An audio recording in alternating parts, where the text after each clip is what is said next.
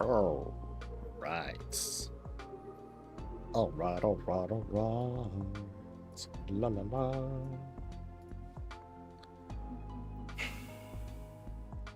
Man. What is up, everyone? This is Do Coffee with the Soul. I'm your host. We're gonna chat. We're gonna talk. We're gonna cross our fingers and see if there is going to be an announcement or a reveal of the 12.0.7 patch. Maybe. Big maybe. We don't know. The cynical part of me is thinking, what better way to kind of like wash off the feedback and the whole news cycle of the latest patch with something new to look forward to, which is going to be like fuel for the fire for some, but for others it's going to be like, oh, what patch, huh, what new features, oh my god. So we'll see how that goes. So just like past couple days, we'll keep an eye out for when 10 o'clock hits. We'll see if we'll see if that bears fruits. Yesterday, that did happen to work out because, hey, we got the whole trading post thing coming out. Awesome. Also, I didn't even check if it posted correctly. I had just put out a video about lighting. Yeah, I put out the lighting guides. Yeah, I told you I was going to do it. And it was fun putting together like all the footage and making examples of stuff. It was fun to put together, so I hope people have fun picking that up and people get some good knowledge and information out of that. And I'd love to do more, so I'm going to be really like seeking out feedback as well as just seeking out what more people might want to see from from housing content that I can do a bit more teaching kinds of things, because I feel like after doing it, I feel very happy because it came from because it was just kind of like original-ish content. It's not just like reaction content, which, I enjoy doing as well. But being able to like make something like that can possibly be something people can refer to later on, always great. Kind of like doing the profession videos, that's always a treat to do because that helps me as well. So I can like learn about how things work. So I hope everyone's doing well. It's Thursday.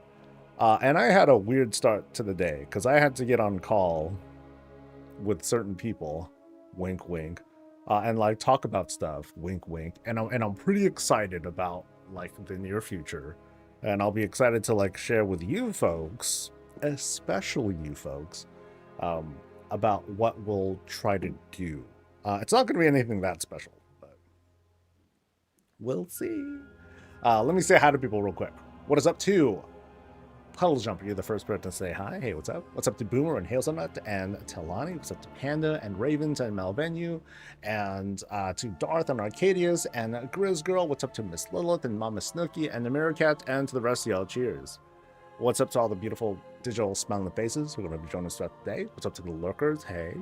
Feel free to hang out for as long as you like for the drops and for the good times and the vibes and all that. Woo-woo. Someone was asking something directly. Do you remember who had the funny little Murloc drinking wine in the house yesterday? I stole that and perhaps would like to credit him. I'm gonna take a guess. And it might have been something Murloc bar. That was Daz Coffee's place. I'm pretty sure it was Daz Coffee's place. Because the Murloc bar, I think right when we walked in, they were immediately pouring stuff. I think. So, yeah. When do the tours begin? In about 20 minutes. I give myself time to kind of like breathe, warm up, that sort of stuff. And then we'll begin. And then we got, who are we seeing first? We're seeing Jamian, then Mama Snooky, then Hierophant, and then Rylot, and then For the Voodoo. Now I want to set expectations.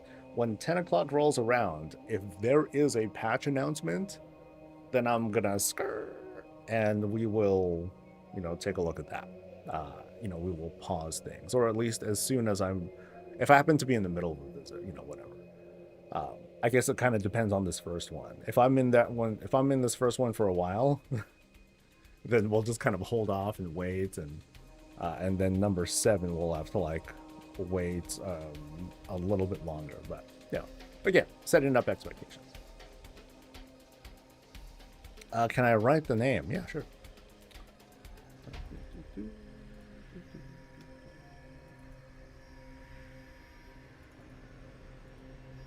Paste, buddy. There we go. That's coffee. That person. That's very sweet that you're going to credit them. I would say something like that is a pretty simple. You know, it's a to the core thing. Yeah, to the core thing that doesn't. I don't think that warrants a credit, but that's very polite. So nothing wrong with that. I have a floating bar, so one pours it down to the other. Oh, so like a multi-fountain. Okay, that's kind of cool. If you can pull off that sort of like multi-fountain thing. But yeah, very exciting morning, at least. There's going to be a lot for me to do on the background, but then I'll probably start sharing stuff with folks very soon, so we can make sure we can put on a good presentation of mysterious whatever. Some cool videos is when they show you a small room, but then show piece by piece of how they made an item using the kit bashing videos. Those are great. Those are awesome. I am very not kit bashing is definitely not my thing, but yeah, it's normally not my thing. Now I would definitely one thing that I don't know if people would care is if like, what if we did like a couple of like really like shorts, like, you know, like YouTube shorts or TikTok videos that just kind of like at least observe and break down how things are assembled. So that could be kind of the thing. And then we can try to replicate them. That could be a thing too. But then no, actually I take that back. That wouldn't feel very tasteful. Because it's theirs and I'm just trying to reverse engineer the thing. And so, yeah, that doesn't quite feel right to me. The whole house, you know, that's different because now we're just seeing it from like kind of a black box perspective and we're just reacting to stuff and all that. But then it would almost feel like I'm kind of stealing their creation or stealing their efforts at how they put it all together. Because what if they put out something? What if they wanted to put out a video that does the breakdown, but then I do it first, and then that's weird. I don't think I would like that. Maybe you just ask them. I could do that too, but that's a whole process as well. And again, like, that wouldn't feel. It would still feel kind of distasteful because I'm still taking their effort and making it into content, even if I ask permission, even if I give them the credit and all that. I wouldn't really be contributing anything either. You know, it's one thing when I'm doing reactions, because that's part of what's going on here. You know, the star of Around Azeroth is of course the houses, and I'm just a spotlight that's showing things. The blocks on the stream look like I'm making a crematorium. I'm gonna burn body. Yeah. Well, I was doing this as an example. So like in the lighting video that I just put out, you know, one of the examples I talked about was, okay, if you wanted to, you know, I'm basically talking about how the lighting bleeds and how that functionality works. So like, you know, making this example again. Okay, not this one. That's a poopy light compared to the real thing. Here we go. Here's the real stuff. You know, you take something like this and you can see how it's like, okay, you can see how the light hits the surface here, but the whole point is actually to see how it bleeds through, right? So notice how it doesn't hit that platform. It only hits actual surfaces that it's projecting out towards. So it'll hit that, it'll hit the back there. And so that's how you would pull off if you wanted to do like the sort of white box effect, you know. And I was just demonstrating for folks how you can create lighting situations without needing the light to be visible because you're just hiding it behind something else, you know. So like the example that I had here, like back there is a tusked chandelier, I believe. And that's how you're able to get some of the lighting effects that sort of bleed out a little bit, but it's good, but it's really subtle. It's not going to have, like, it wouldn't make sense to have like sunlight shine in because the sun's setting, you know. So otherwise if the sun's out, then I would do something like that. But not in this case. You can see, like, you know, things are getting like dim and all that. But I still wanted to have a splash of blue up there because it is the sky. It's not just gray over there. So part of that lighting video is doing the very basics of how this works, so that people can, you know, adopt that idea and they can get a basic setup going. And there are a lot of examples, or there are a lot of like breakdowns, but I'm hoping that this is like a more general tutorial that people can use and start building on that. Yeah, the Mechagon Sun works, like all sorts of things work. You know, I'd say I technically would not want to use something like that for this because it's sunset, as opposed to like it being noontime where the sun would actually angle down like that and it wouldn't really hit the same way. So that's me maybe overthinking. But those are the kinds of considerations that you know, to make when deciding that sort of lighting setup. And sometimes you don't need to have the beams, you know, sometimes you don't need to emphasize the beams too much. Sometimes it's enough to like have the light bleed in on its own. So like if we were to set the lighting here and we return, it's exposed here, so it's a little bit hard to see, but otherwise this would be pretty dark if not for the tusk chandelier all the way back here that's illuminating the spot. So that's how you would achieve like that sort of effect of light sort of like bleeding in naturally, but not like screaming at you like the way the that sun thing would. I mean, if anything, an example would be like right here, which I kind of, okay, I guess I deleted it. But the idea here would be like, okay, you have the sun, but the illumination is like so subtle because of the distance being so great. The challenge is to try and create the illusion of, okay, is this light actually brightening anything up? So you need to use things to make things like pop or so. What time should I be ready? TV, we streamed the tour for the day. That's tough.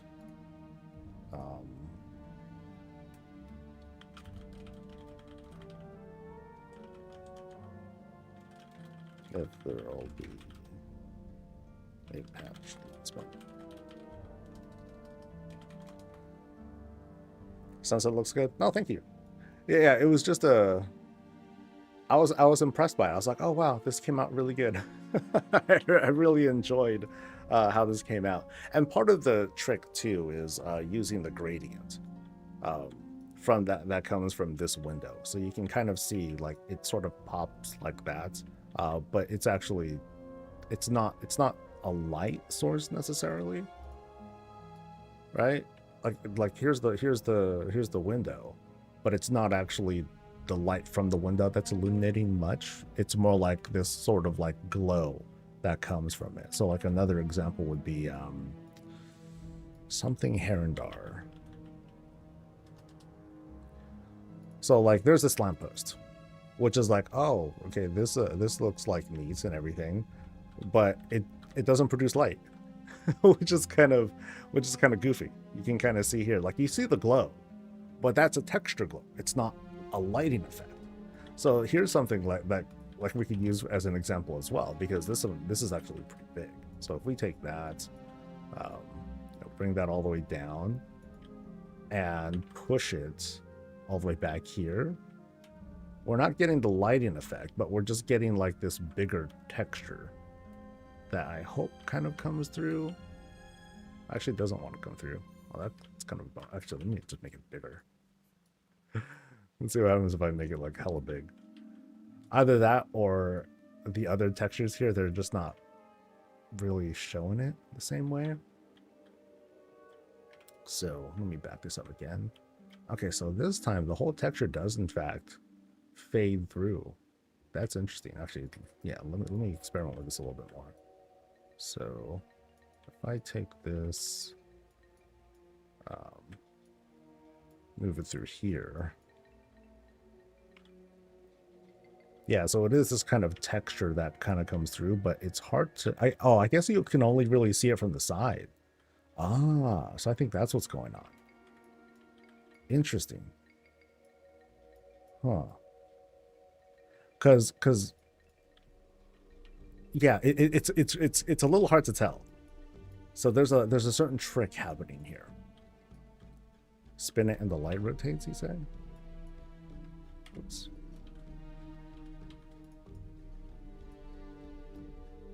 Yeah, so this is different. This texture, it's kind of a similar texture. It uses similar tech to the Eye of Acarus, where it always follows you. So notice here, right? Here's the texture, and it like goes all, and it kind of like comes all the way up here like a dome. But then as you go around, it follows you. Interesting. So this actually would not work the same way the Ochre window works here, because you always see it from the same perspective. Interesting. That's very interesting.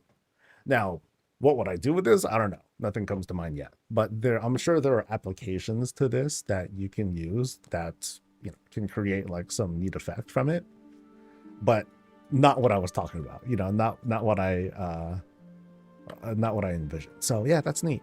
I learned something. Hey! So there are interesting things to learn about, like what is lighting, what is not, what is a light source versus a highlight. These are just kind of made up terms I'm using, but I'm just trying to depict like the difference between something that actually illuminates a room versus something that is the texture, and this is like a kind of unique thing too. That's neat. Morning, Rumus. Hope you're doing well. I think a fourth of my points are hidden light sources and effects. That's a challenge too, because sometimes you want to like pull off a very specific look on a scene, and then you might be like, okay, let me put a light source here. Okay, let me put it here now because the reflection's not right. Okay, let me put another one here, but now I gotta hide it behind something else, and yada yada yada. And so sometimes you might be like, oh, screw it, let me just take a big old light and illuminate the whole thing. That's why I'm a big fan of the dark iron chandelier. This thing it's like big, but it's not like it's not crazy sized or anything like that. Here, let me make it bigger so you can see here how it does a great job of illuminating like almost the entire room, like a huge radius if you want it to be. So this would be something that you would want to consider if like let's say you want to illuminate most of a room, so you'll just like hide the whole thing up here, and then you'll use something like a little bit smaller to also be a light source, but it's not the real light source. It's actually the dark iron chandelier that's doing the work. So something like that is something like this is a good use for if you want to illuminate some rooms generally, but not others. This does light sources like that do a really good job of doing it. And so like here it is with it on, and then I take it off, and then look how dark it is. So it's a really good light source, and it's reasonably easy to get. Dark iron chandelier just comes off of Blackrock Depths. If you happen to have the Dire Brew remote, it's much easier to pick up. You can kind of like sort of skip closer to the end. But yeah, those are that's just a bit of like the whole fascinating thing about lighting effects in housing. I'm sure not everyone knows that shadows don't really work in housing, so I talk about that a bit. So I'm proud of that one. I feel warm and fuzzy. I'm sure it's gonna. I have a feeling it's not gonna do that great on the hits, but I hope it's something that people can rely on for a good long time as we wait for like other stuff to come out. I'm sure like the biggest feature that people are looking forward to, one of the biggest features people are looking forward to housing is import export. That way people can save their builds, they can share them with others. Folks who aren't interested in all the labor of housing, but just want to have a house, they'll be able to have that. And so, that's going to be a cool thing to look forward to. Good morning, Samantha. I'd like Blizzard to add rectangle rooms unless they're already in. You could always carve something out, dude. So, like, for example, this is the medium-sized room. And so you can just make a rectangle room. That's it. These days, I'd like to think our budget is large enough that we can afford to take a large room and then just skin it down into whatever it is we want it to actually be. And be cool with that. You lose a little bit of efficiency, but you get like this whole, you get the entire bit of customization. So I'd love them to create more curved pieces. What do you mean by curved pieces? Actually, I get a lot of feedback. People want more straight pieces so that way they can create more effective, like for example, like the beams and whatnot. People want to have like straighter beams if they can get away with that. And so we saw a build where the floors, they look very straight because the beams, they were clipped together each and every time. By the way, thanks to the Greasemer for subscribing. Much appreciated. Yay. I want dyeable walls so you don't have to fuss with rugs. I mean, I'd love to get more textures. Yeah, that'd be cool. Some people don't want just the rock or just like the blank thing or whatever it is. Yeah. More options. More different kinds of floors. Oh, by the way, how are the floors? Have we seen... Are we still getting that bug? Because I'm hearing that it was fixed. Little birds are telling me. But I'm not sure. Just give me the ability to save items as I create as a single item for later and I'll be happy. They alluded to that, though, right?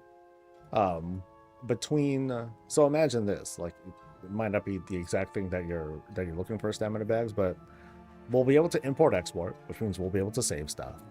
And at some point, we'll be able to mass select and move things all at once.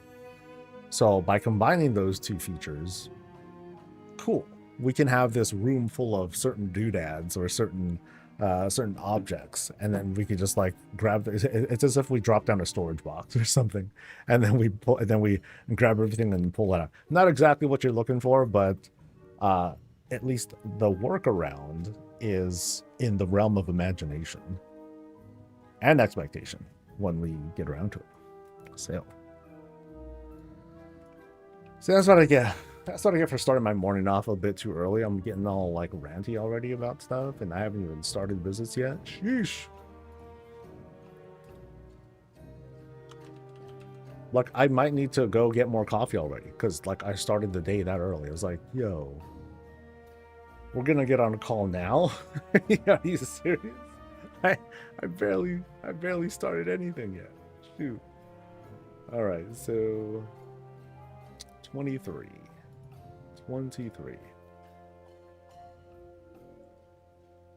I would like planks. Oh, I'd love to have planks. Yeah, that'll be awesome. That'll be dope when it comes in. You deserve it. Treat yourself to support that. Thanks. And while I don't have a long stream today, it's going to be our normal length. It is going to be a long day because I want to get to writing the weekly. We'll see if there's anything to talk about with the patch. I didn't even talk about the launch of 1205, and I don't know how to frame it, honestly. Like, it had problems. We're going through that whole cycle, but I don't know. Like, it just feels like this whole, people are looking for a cathartic release. And so they'll gravitate towards videos that are like that are looking to fit their mood, fit their current worldview. They're looking for something. They're looking for someone to agree with them, and I'm not really that kind of person. I'm just like, okay, I'm not blind to it, but I'm also, you know, I'm not gonna let it fester and build up either. You know, I'm gonna move on and talk about other things. Um, but that also makes me really out of touch. That's very much a quality of mine. I get over things really quick. I'd love more trees. Oh, me too. I want to get the normal Pandaren cherry blossom trees. Yeah. There's a lot of stuff that came in 1205 that hasn't been revealed yet. So I'm kind of curious, like, you know, we haven't seen it manifest into anything yet, but I would like to see more. You know, I totally don't expect, oh yeah, it's gonna be a shop thing. Like, what, basic rocks? No way, dude. But what if they did that? What if they did like Baron's rocks as like, okay, it's something you buy, but I don't know, maybe you can have infinite of them or something like that. I still don't think that would be great. That would be pretty shit. I wouldn't be happy about that. Some of those mugs as they showed up at Gamescom, but have yet to be seen in game. I don't remember any. I don't have no recollection of that. Yeah. All right, so I think we're ready to get started. Are lighting features usable outside yet? They were, but then some of them were disabled. So like, I have a couple of Borealis bottle lamps out there, but now they're disabled or something like that. So, yeah. I mean, they've been talking about ways to so something that's interesting. So notice how, sorry, we'll get to the visit soon. Notice how you can see my shadow here, because that's normal. This is normal. WoW, we're used to this. We see shadows under my character. We see shadows under trees, and all that. But when you go into the house, it's different. Shadows don't hit the same way. I won't bother explaining it, but it doesn't work the same way. So what if the shadows here in the neighborhood was the same as it was inside? You know, they stopped doing, what if they stopped doing these kinds of shadows in favor of, ooh, let's have bigger decor lights or something like that? Is that something that they could have done, or that they might end up doing in order to give us more lighting effects? I don't know. Because at least at the moment, we can have as many lights as there is budget inside the house. How come we can't do it out here? And so, and part of me thinks that basically shadows, disabling shadows in the neighborhood might be a thing. Same with the string lights. Well, hardly any of the string lights produce lighting anyway. So like, this only produces a glow. That's not light. It's not lighting. The goblin ones, they don't do anything. The Borealis ones, they don't do anything. I don't recall if the amethyst ones or the Dranathus ones do anything. But yeah, anyway, we're here to visit, dude. Let's get to the bread and butter, shall we?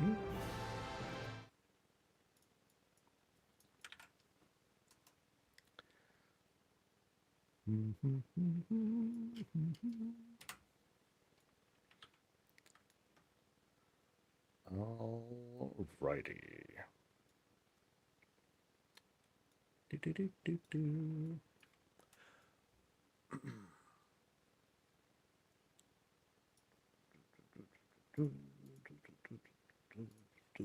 All right, folks, this is Jamian's place. We're over in Founders. It's raining a little bit, but it's all good. It's nice and bright outside still. Let's go on inside into this elevated plot over here. So we have like some natural barriers. We're against the, this is actually a pretty popular plot over here in Founders. Again, because you have like these natural barriers, like you have the hillside here, you have the mountains behind us. And as we go in, we can already tell like they filled out a lot of the spot with like different trees and what have you to give that kind of established look, like, oh, they've been here for a while, or at least they carved out this foresty area to make it their own. You know, they offered some greens to give a bit of foundation for the trees, which would otherwise look a little bit naked if they don't have any clothes on, so to speak. Some of them have the bigger greens, which I love having. I mean, they took up huge budget, but the look and fidelity that you get from some of these greens is fantastic. The rocky path here takes us to a couple places, which totally makes sense, like the well. We have the loo right over there, flight point. You know, it'd be cool is if at some point they have like a certain outdoor or maybe indoor decor that gives us like this like a trail. You know, it's kind of like a flat texture, but it gives the illusion of like a weathered out, a very walked through trail. That'd be pretty neat. Here we got a popular take, the hot tub under the trellis. I'm sorry, under the gazebo, and then we overlook this imposing thing right over there. They have is that floating or is it like, I don't know if it floats, but we have like this caravan looking thing over there. A little bit scary. But their answer to that is this windmill. So like the boss of the house is like, yeah, okay, imposing tower. Look what I got though. I got a freaking windmill. Oh, what about now? I don't see a windmill on there, do you? Nope. It's just floating. So +1 for the boss here. Around the spots, they did decorate around the house too. So we have like this observation spot where we can sit here and seethe. All right. Yeah, we can definitely seethe over what's good. All right. Anything else around the spots? We do. We have a bunch of more greens and also an extension to the house on the side here too. And inside this spot, so we have the hot tub over here. Here we got the bathtub on this side.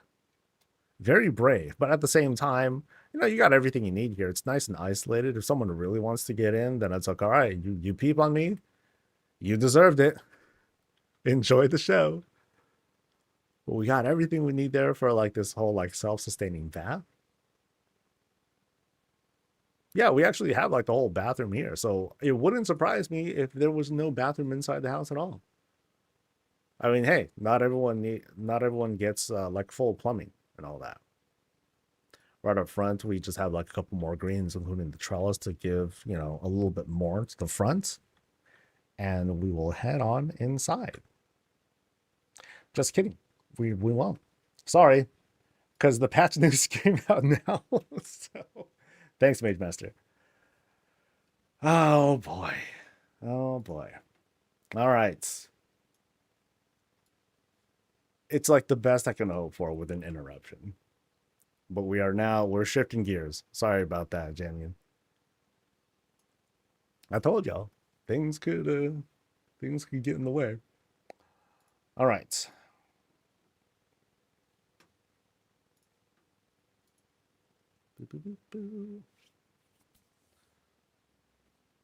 Meep, we're good to go. All right, folks, hear ye. Take a first look at the Midnight, Revelations content updates. We have this magnificent doohickey here, which I'm sure is a MacGuffin for content that we're going to be revisiting for weekly stuff. Watch. In the next content update, take the next step in thwarting the forces of the void, hunting down their leaders, and uncovering new sources of power. Players will also face a new single boss raid in Sporefall, and Turbulent Timeways returns with Dragonflight Dungeons and a new slate of rewards. Ooh, Dragonflight Dungeons, nice. All right, get ready for a showdown. Facing the forces of the void in void assaults and ritual sites isn't enough to stop their machinations. To cut the threat off at its source, you'll need to hunt down the leaders behind these brutal attacks on Azeroth. Track them through a portal in Voidstorm, leading to 2 new locations, to Nigtal and Val. All right. So, Spore Place and Ice Crown Field Citadel. Nope, here's better descriptions. So, Nigtal is a fungal, arcane-rich world now occupied by an insidious ethereal faction known as the Hal Hadar. And then Val is an icy world once inhabited by the Legion, where the Dominar Imperator Pertinax has established his bastion of power. The portal to these worlds is unstable and switches destinations every few days, bringing a rotating set of challenges and experiences. Players can undertake world quests, defeat rares, take part in events, and ultimately have a showdown with the leaders as world bosses. So, mini zones. All right. Mini zones that rotate. It sounds like a public-ish kind of area. So, basically, new zone content.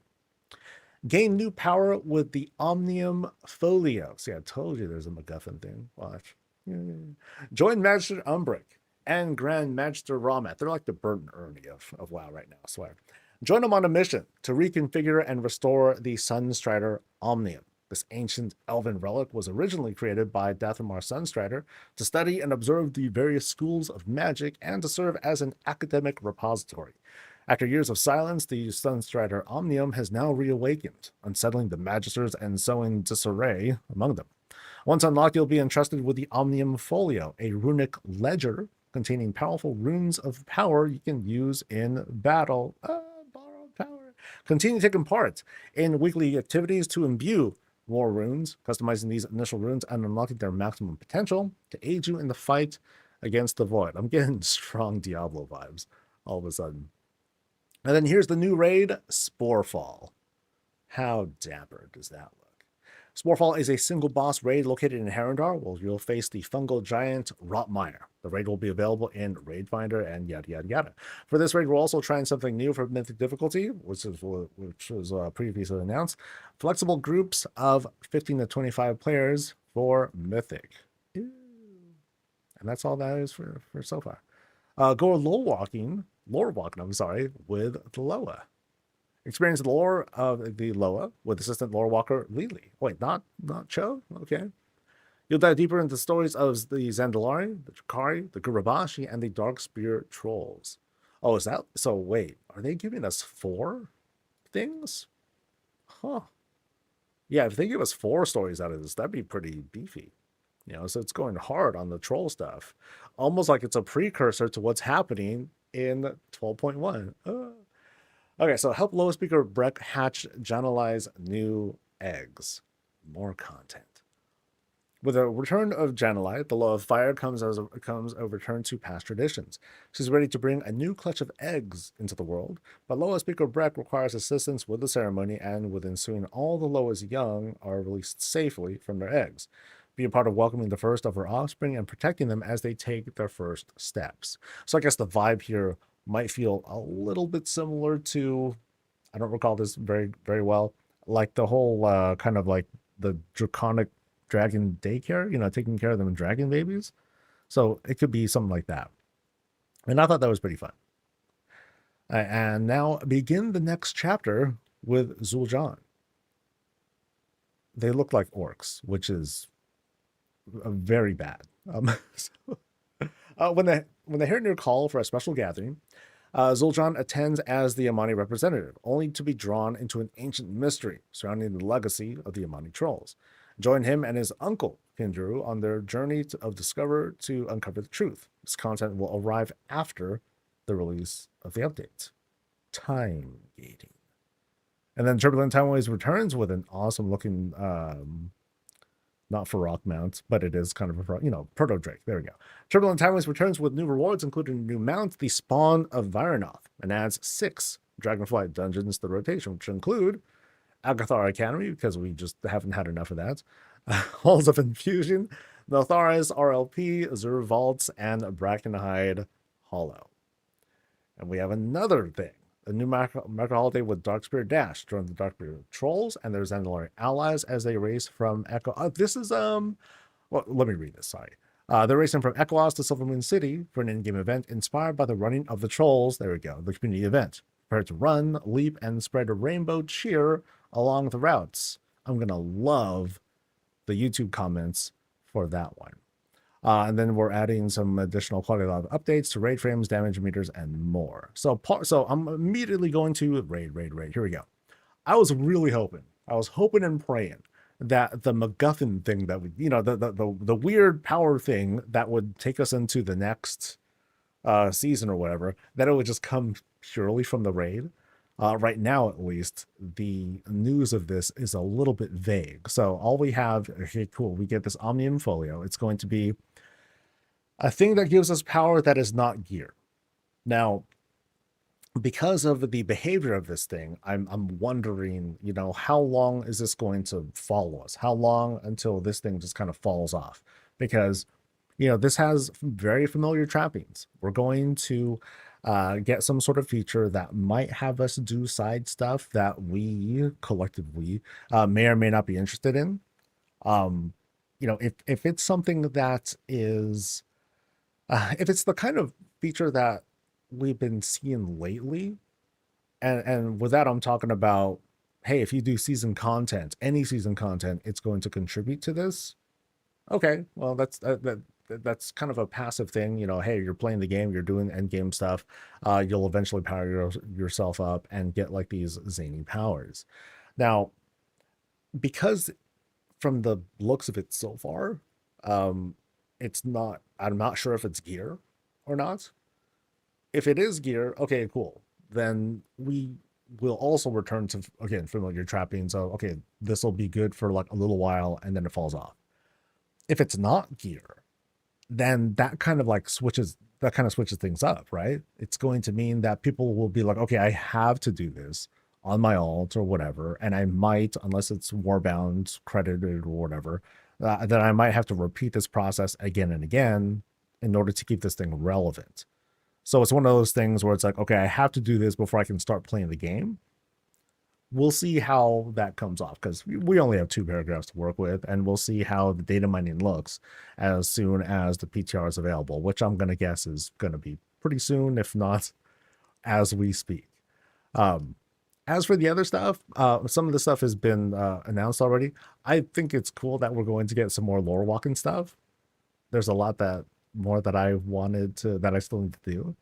The egg stuff, that's going to be new. It's going to be something that's just kind of like layered on questing. That's some nice side content for us to eventually knock out. But I'm sure it's going to take a number of, I don't know, it's going to take a number of weeks to do or something like that. And I'm pretty sure like this new mini zone content will probably be related to completing this stuff too. So it'll be a way to direct folks into doing other things, but seems neat. I'm curious what you guys think, though. Is this enough to wash your thoughts of the current patch and that release? Let me know your thoughts in a comment below. Otherwise, stay safe, stay healthy, and stay breezy. All right. Now, thankfully, I already had my stuff going. Now, what sucks too, what kind of sucks is, like, I was on a call. I really wanted to have another Around Azeroth. I have one set up. I just haven't uploaded it yet. But I ended up being on a call for like a while, and I never got it out. So I'm kind of bummed about that. But I'll have it out like early in the afternoon. I don't know if you guys remember. It's the visit where I ran into a bunch of Pokemon. I ran into all the Eevee evolutions, which was really neat. But yeah, we'll get this thing cut and out of here. Oh, and I recorded 120 frames. Whoops. My bad. Let me see if I can fix that. Otherwise, I'm going to be like killing my hard drive space here. So, can I change this? I cannot. Oh, well. It's all right. Let me just double check that I have hard drive space for this. Yeah, I'm good. So it'll be a nice high quality cut we get this time around.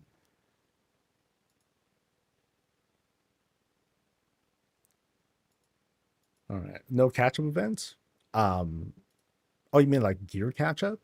I mean, without knowing what the events are, like it feels like we already have this very accelerated gearing pace. It feels fast. Not that we need to get to like mythic or anything like right away, but gearing, in my opinion, we have so many sources. and they're quite lucrative. It's just like choose a direction and go, and you'll find fulfillment. Um, and I think correct me if I'm wrong. I think with the War Within, we didn't have this many gearing opportunities during the War Within. Not during the first season. Second season, that was different. That added a lot. There was like the Halifal invasion stuff. There was horrific visions. There was quite a bit going on for that period. Oops, I should close WoW. Yeah, there was quite a lot going on for that period. And we're getting turbulent timeways. So like leveling up the wazoo, like it's gonna be nice and easy and chill. And Dragonflight, yay! Oh, this is loud. What happened here? Ooh. Oh, I did it twice. I think. Wait, what's going on? Okay, I did it twice, you doofus. All right, now we're fine.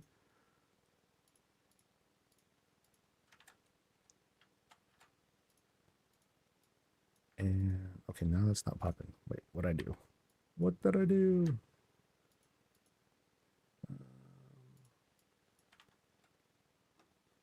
Okay, that's weird. So I will take the audio myself.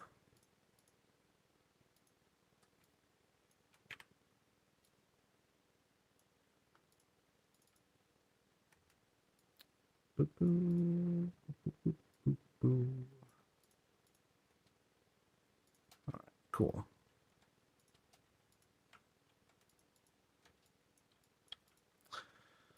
All righty.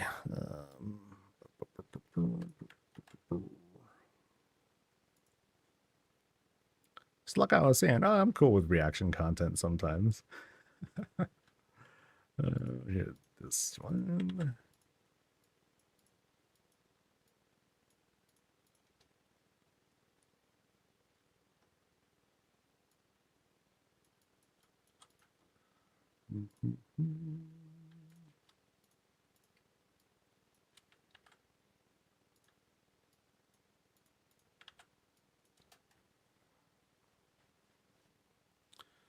Of old gear coming out my ears.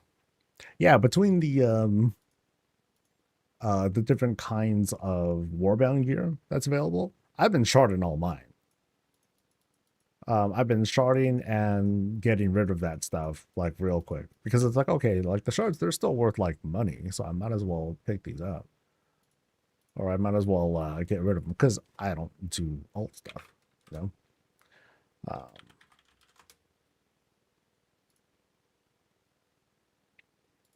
Yeah, see, there's the thumbnail I had set up too. Did I save it yet? So yeah, this will go out. Trust. It's gonna be out soon. But I thought the Flareon was quite adorable. Quite adorable. Now this was done. When did this visit happen? It was done a while ago too. This was I think January when we did this one. So you know we got some pretty complicated, pretty advanced stuff pretty early on during early access period as well. You know, folks are freaking amazing. They added more Pokemon. Nice, nice. It's been a long time. This is Faylee's place. Yeah, I haven't seen their place in quite some time. So if they were to come back out, I mean, there might be a situation where I reach out to certain folks and I might be like, hey, I want to do a revisit because of this thing that I'll be doing hopefully in a couple weeks. And that might be really neat. So all right, but yeah, I'm doing a thumbnail, buddy. Wrong file. We're doing this one. I hope season 1 drags a bit, so much content to farm. I have a feeling it won't. Honestly, I have a feeling it won't. And a lot of the things, not a lot, but certain, we got to kind of like draw distinctions between these kinds of events and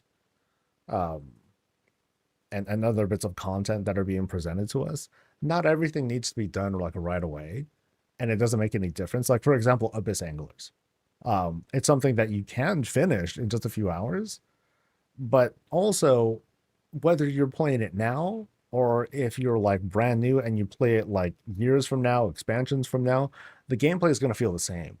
So anyone who runs into this or just forgets about it and then they come back to it someday, they're like, oh, okay, hey, here's some cool stuff I can get. And the gameplay is going to feel the same. The sense of progression feels the same because it has nothing to do with player power, which for some they don't like. They want to be able to celebrate, they want to be able to play the game with their characters. I totally get that. Sorry, I'm still deleting old thumbnail stuff. And we're going to use maybe that. I think I'll do the mount. Yeah.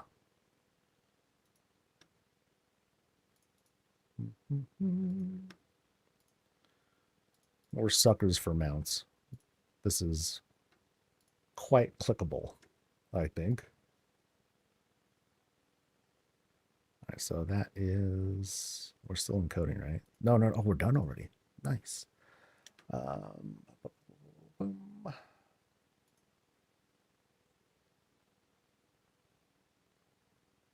I just been mailing to one character. Oh, all the Warbound stuff. Yeah.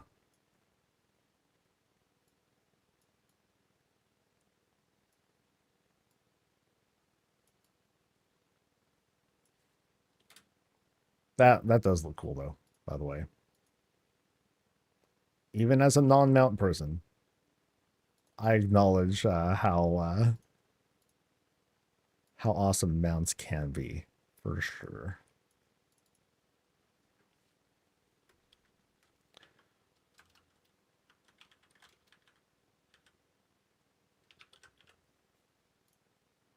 I have to keep track. 7, right?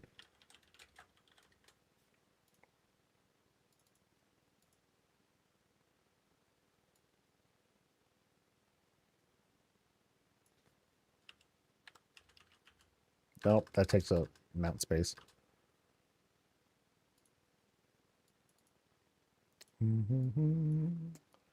New mini zones. Time walking, DF, time walking, flex, mythic, plus more, lowercase more. Yeah, it's fine. Where's my logo? There's my logo.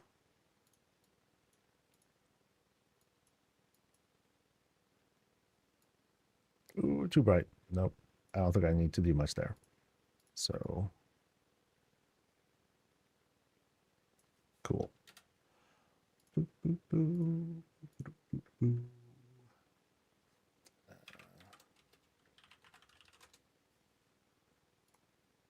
You know what's funny is like I save, I archive my thumbnails and all that stuff and a lot of my videos.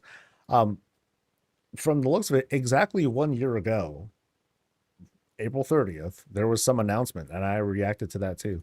I don't know what it was, but I'm fascinated by that kind of consistency whenever that happens. It's interesting, to say the least.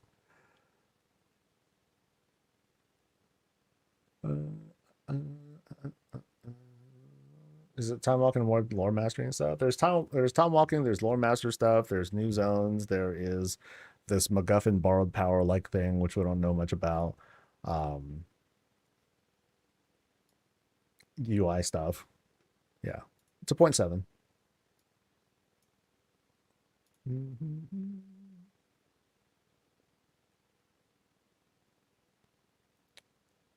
Where is it? It finished, right? It finished.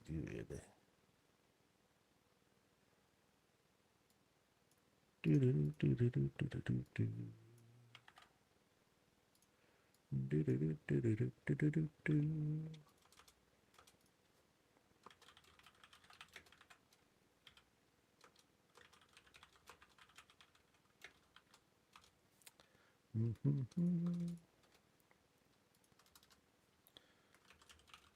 Like clockwork.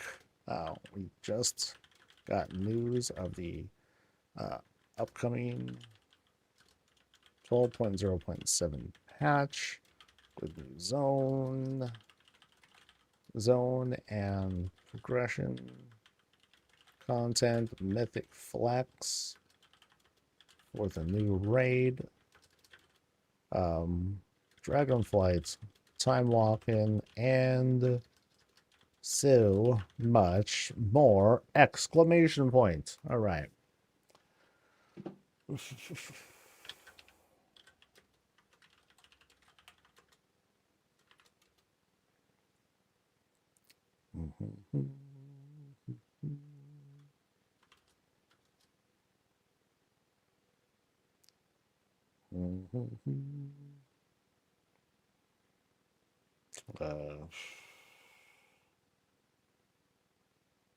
Title. Yay.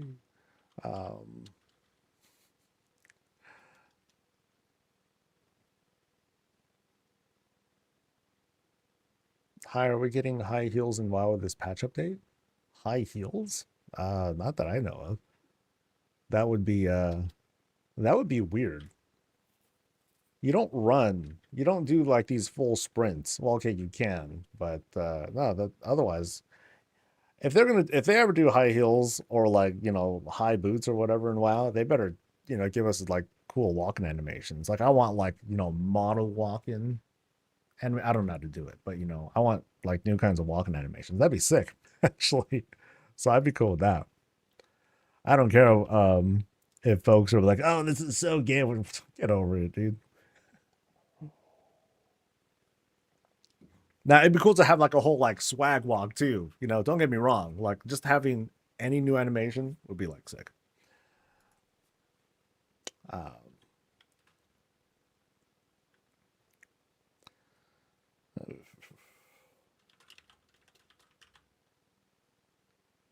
Zone raid.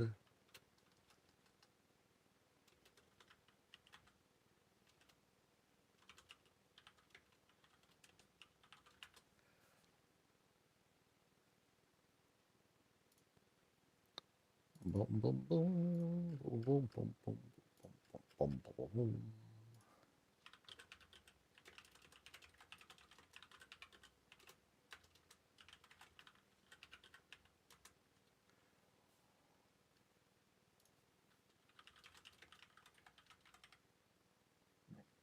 Trial style now includes a runway walk. That'd be kind of cool. Or is that like a new thing? That was just that WoW had data mined or something. Instead of a catwalk, though, I would want it to just run more frequently. How about that, Blizz? God. I did the thing right. Okay, that's fine. That's fine.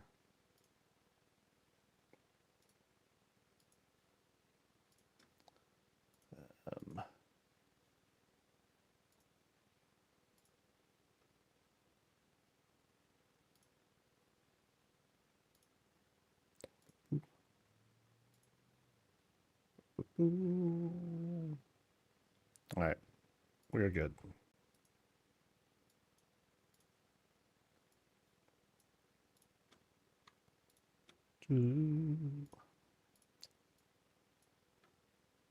All right, and Pooplish.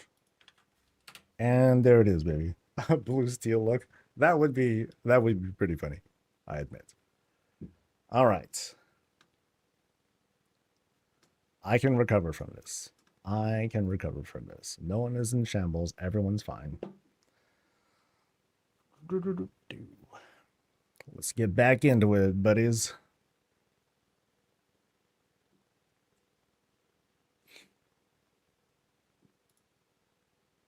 Yeah, let's see if there was any sort of like embargoed stuff that we're just learning about.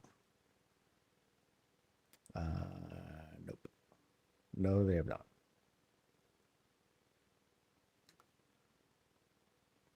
Have ritual sites devalued prey and dells? Oh, come on, Wowhead.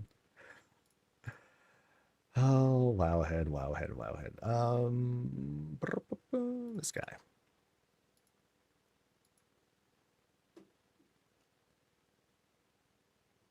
I guess, yeah, it's not, it's not even just Wowhead. It's like, are we doing this for, you know, reaction clicks and stuff? Yeah.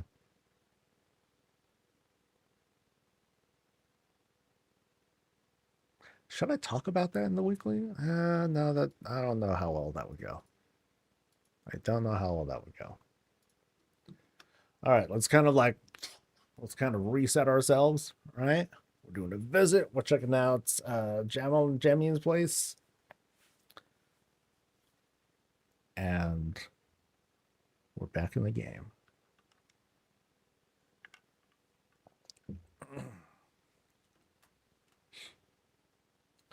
Do you think the WoW player base is fragmented now, or could Blizzard get the WoW player base more fragmented?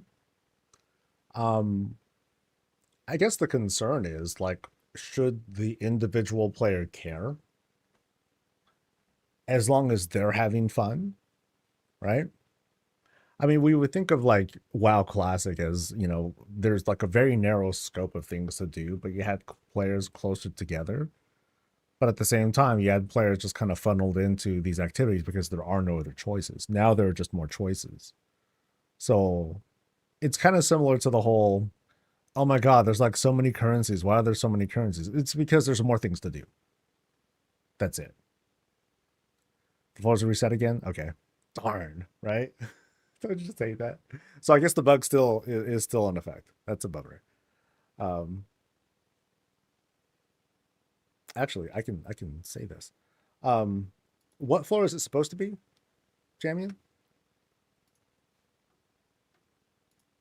Because I was asked specifically to point this out. Entry is supposed to be Flagstone. Okay.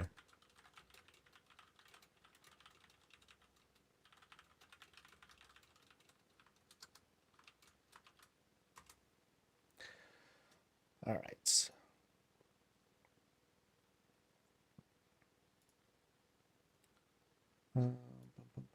Okay. Otherwise, we're good to go for real this time. All right. So as soon as we come in, well, first off, the notes say that this is a church of light. So I expect to see. Okay, it is a little off to see some demon hunter branding. So I expect to see like lots of like holy looking things happening. We'll see how that happens to go. And of course, as a reminder, just in case some of these floors that might have this folk look, there is a persistent bug going on where some of the floors have been resets, which is quite unfortunate. But we'll just kind of like try to brush that out our minds as we do our visits. So as soon as we come in, we're presented with that nice long hallway. And I'm curious about what's that over there. We'll see what that is in just a bit. We're invited to lay down our stuff, throw down the goods, disarm before entering. And again, we're invited to go down this hallway and go to our immediate left or right and see what's inside. So to me, this feels like kind of like the green room. Like you first come in. This is for like guests who are coming in. Just making up the story here. Guests who are coming in. It's like a waiting room as we get taken down to some other place in this Church of Light, which could double up as a living space, a barracks, and all sorts of other places. But it's a carved out space for folks like Miss Murgle and me to like hang, have a spot of tea, enjoy ourselves as we wait to be invited a little bit closer inside. But yeah, nice warm setup. But here, right through this spot, we have a secluded area, which actually also happens to be kind of a light box. So I have a feeling that people can come in here, they can see, you know, just the trees here, but hidden behind it, it feels like we're kind of like going past the fourth wall here. It's the boss. Ah! So the boss is there, you know, after a long days of work, doing their thing. Yeah, so I feel like this is like a fourth, you know, beyond the fourth wall sort of spot, which I think is cool. If I'm right, I'm gonna go with that. So let's go back through here. Down. Okay, now I gotta say. Okay, okay. You know, so from back here, like this almost looked like a bulletin board. Like, you know, work with me here. Like, let's use some imagination here. These look like a quest board or something like that. And you see like all these little wanted posters or something like that. That's what I saw when I first came in. And so now going panning over, I'm like, oh shoot, that was the window stuff. Okay. So again, you know, here's the light box that was set up. And we have like the strong blues that come from these windows. You know, here's kind of the shot, right? And you can't see anything else behind it. So yeah, total fourth wall stuff happening there. Now let's return here, and we're greeted with this kitchen area. Very nice kitchen area.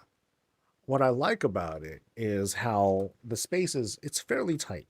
You know, it's not a huge space. It's not trying to be like too much, but we have a couple of kit bash things, including the stove, which includes like a crate for the most part. Yeah, but it's also okay. So that's like that has like a very very slight tilt to it right here, or at least it looks like it. I'm not sure if that was a natural thing or if they did it themselves. I think it's a natural thing, but I like how it has that little tilt there. I think that's quite charming.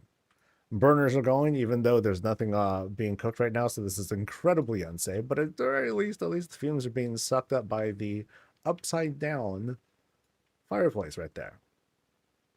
That's really clever, actually. Yeah, that works out because it has like the complete hole and everything. So it has everything that you need to convince yourself of this being a vent. Very good. Well, next we got a good old coffee maker. And we have stuff being prepped. Dry pantry right here. Huge shelf, by the way. It's that huge. Let you know. So a lot of stuff there. Complete with our fridge. Here we're kind of like, at least optionally, this would be if we're eating on our own. You know, we're just kind of eating as we go because we got work and all that. Here's something a bit more presentable. So here we're having like family style. Family style, is that fishy? Yeah, we have family style sashimi plus vegetables. Right on. That's different. Family style sashimi, but you know, it's all good. But back here, we have this very dressed up Pandoran shelf. You know, we have the greens at the back to serve as the background, gives us a little bit of a different color tone there, being dressed up with some more reds. And then, of course, we got drinks and this. Okay, they added this, I think that's a dark iron dwarf thing. No, it's a earthen candelabra. And they use that to skin the top of the whole wine rack. That's neat. That's pretty clever, and it fits for the most part. Yeah. Right back here, it looks like we have like some regular shelves. Yeah, or not regular shelves, but they are just not secret, not leading us anywhere. But we are invited to go in a little bit further. Now I'm going to peek outside to the hallway for just a second. So it kind of gives us the idea, okay, there's going to be plenty more to explore there. We'll see if this leads us to like the loo. Because we have a doormat there. Which means we're led to somewhere else entirely. Oh, okay, we're led to a definitely different somewhere else entirely. We're outside. Oh, that's cool. Oh, this was a surprise. Wow. Okay, so maybe we won't go down that way yet, because I feel like there's going to be quite a bit to explore down that hallway. Ooh, this is going to be a big spot, man. And this does have a full budget.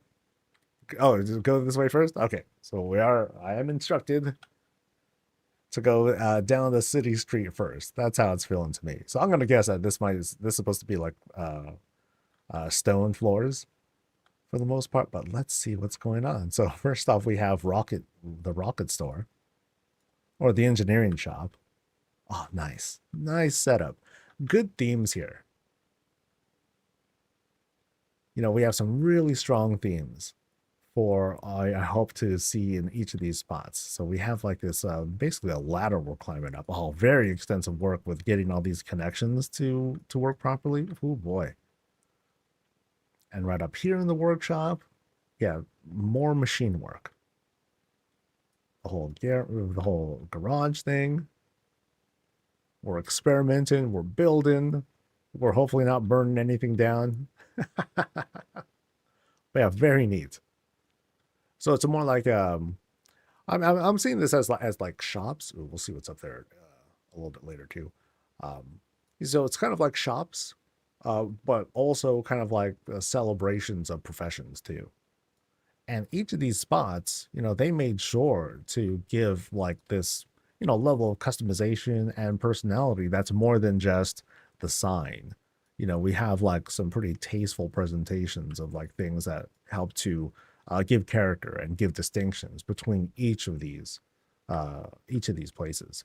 And at least there's the sign, which also tells me that the builder has been very, very intense with the professional work. So here we have like the leatherworking and skinning sort of spot, and again, you know, very defining, very characteristic bits that define the place. So this happens to be. So this here is a uh, stairwell room. The next room is vaulted though, so we're definitely going to see what's going on upstairs because we have like a bit more to explore. So we'll go up these stairs on the side, kind of like this side alley of sorts. And this is cool. This has that whole vibe of, you know, it's kind of like hidden shop. Oh, it's out of the way.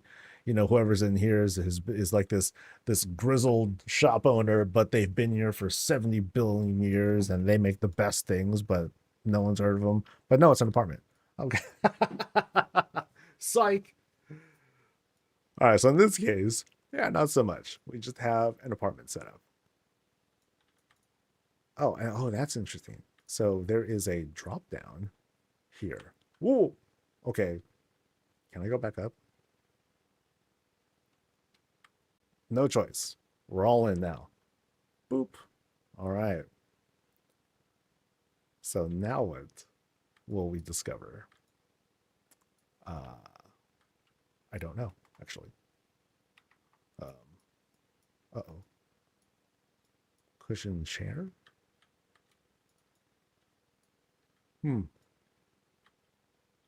I'm not sure where to go from here. Because I had this whole drop down. Oh, not supposed to. Oh, it's all good. I can just actually come back in. Whoops. So ran into a bit of an error there. No big deal. That's housing life for you, dude. Sometimes we make unintended discoveries. It's like, ooh, a secret wall. Let's see what's behind there. Ah, oblivion. Got it. So next time, when that's open, just leave it open. Yeah, that's hella funny. Okay, so apartment. We head inside, and up top here. Oh, we cross over to the other side. Oh, that's so tasteful. That is so cool. Great layout work. Great layout work. So it's another apartment setup, right? Yeah, another apartment setup. But it's not like you know, they made this again very extensive. They were not messing around with it. Like, okay, let's have like some more areas, and then they lowered the roof here as well. Because yeah, we have like the sky up there, which you know, of course, it would make sense to want to lower this roof. Very clever. I find this layout to be extremely clever. And then here we enter a new room. That's neat because doing this climb, we're actually a little bit lower than we should be. And so we just climb up and then we step into an actual room.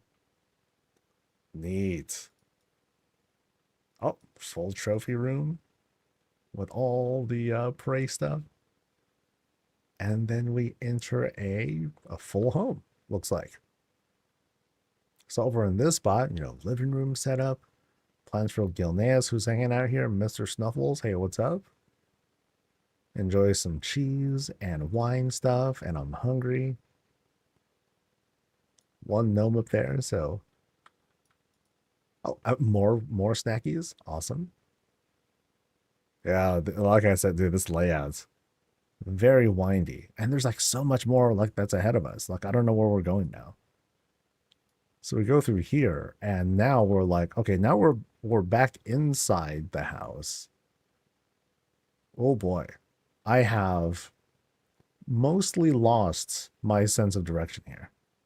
So I think that's not even the front of the house. That is something else entirely. Okay, ooh boy.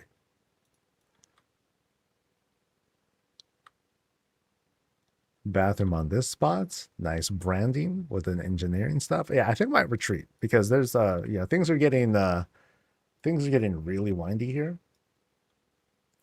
But I'll try to keep track of where I'm going. Like I want to make sure that oh dude, I didn't even notice the battle station. Look at that, dude. Nice. Oh wow. Yeah, okay, so actually these are platforms. That's really smart actually. That's really smart. So we have a number of platforms being used, which is funny because it's like, oh man, platforms take up a lot of budget. But you know what? Having proper keys would also take up a lot of budget. So here we go, 5, 10, 50. Here's like a 30 budget keyboard. But man, that looks industrial. This looks like the kind of thing you can swing at someone and they're just gone. Right? It's like it's heavier than all the rest of this stuff. Oh, but yeah, in here, nice simple setup by using these 2 crates. Actually, there's 2 crates and then 1 bigger box that's making up the tower. So you have, again, this very industrial look to it. That's sick. He's gaming. He's playing Bejeweled or whatever.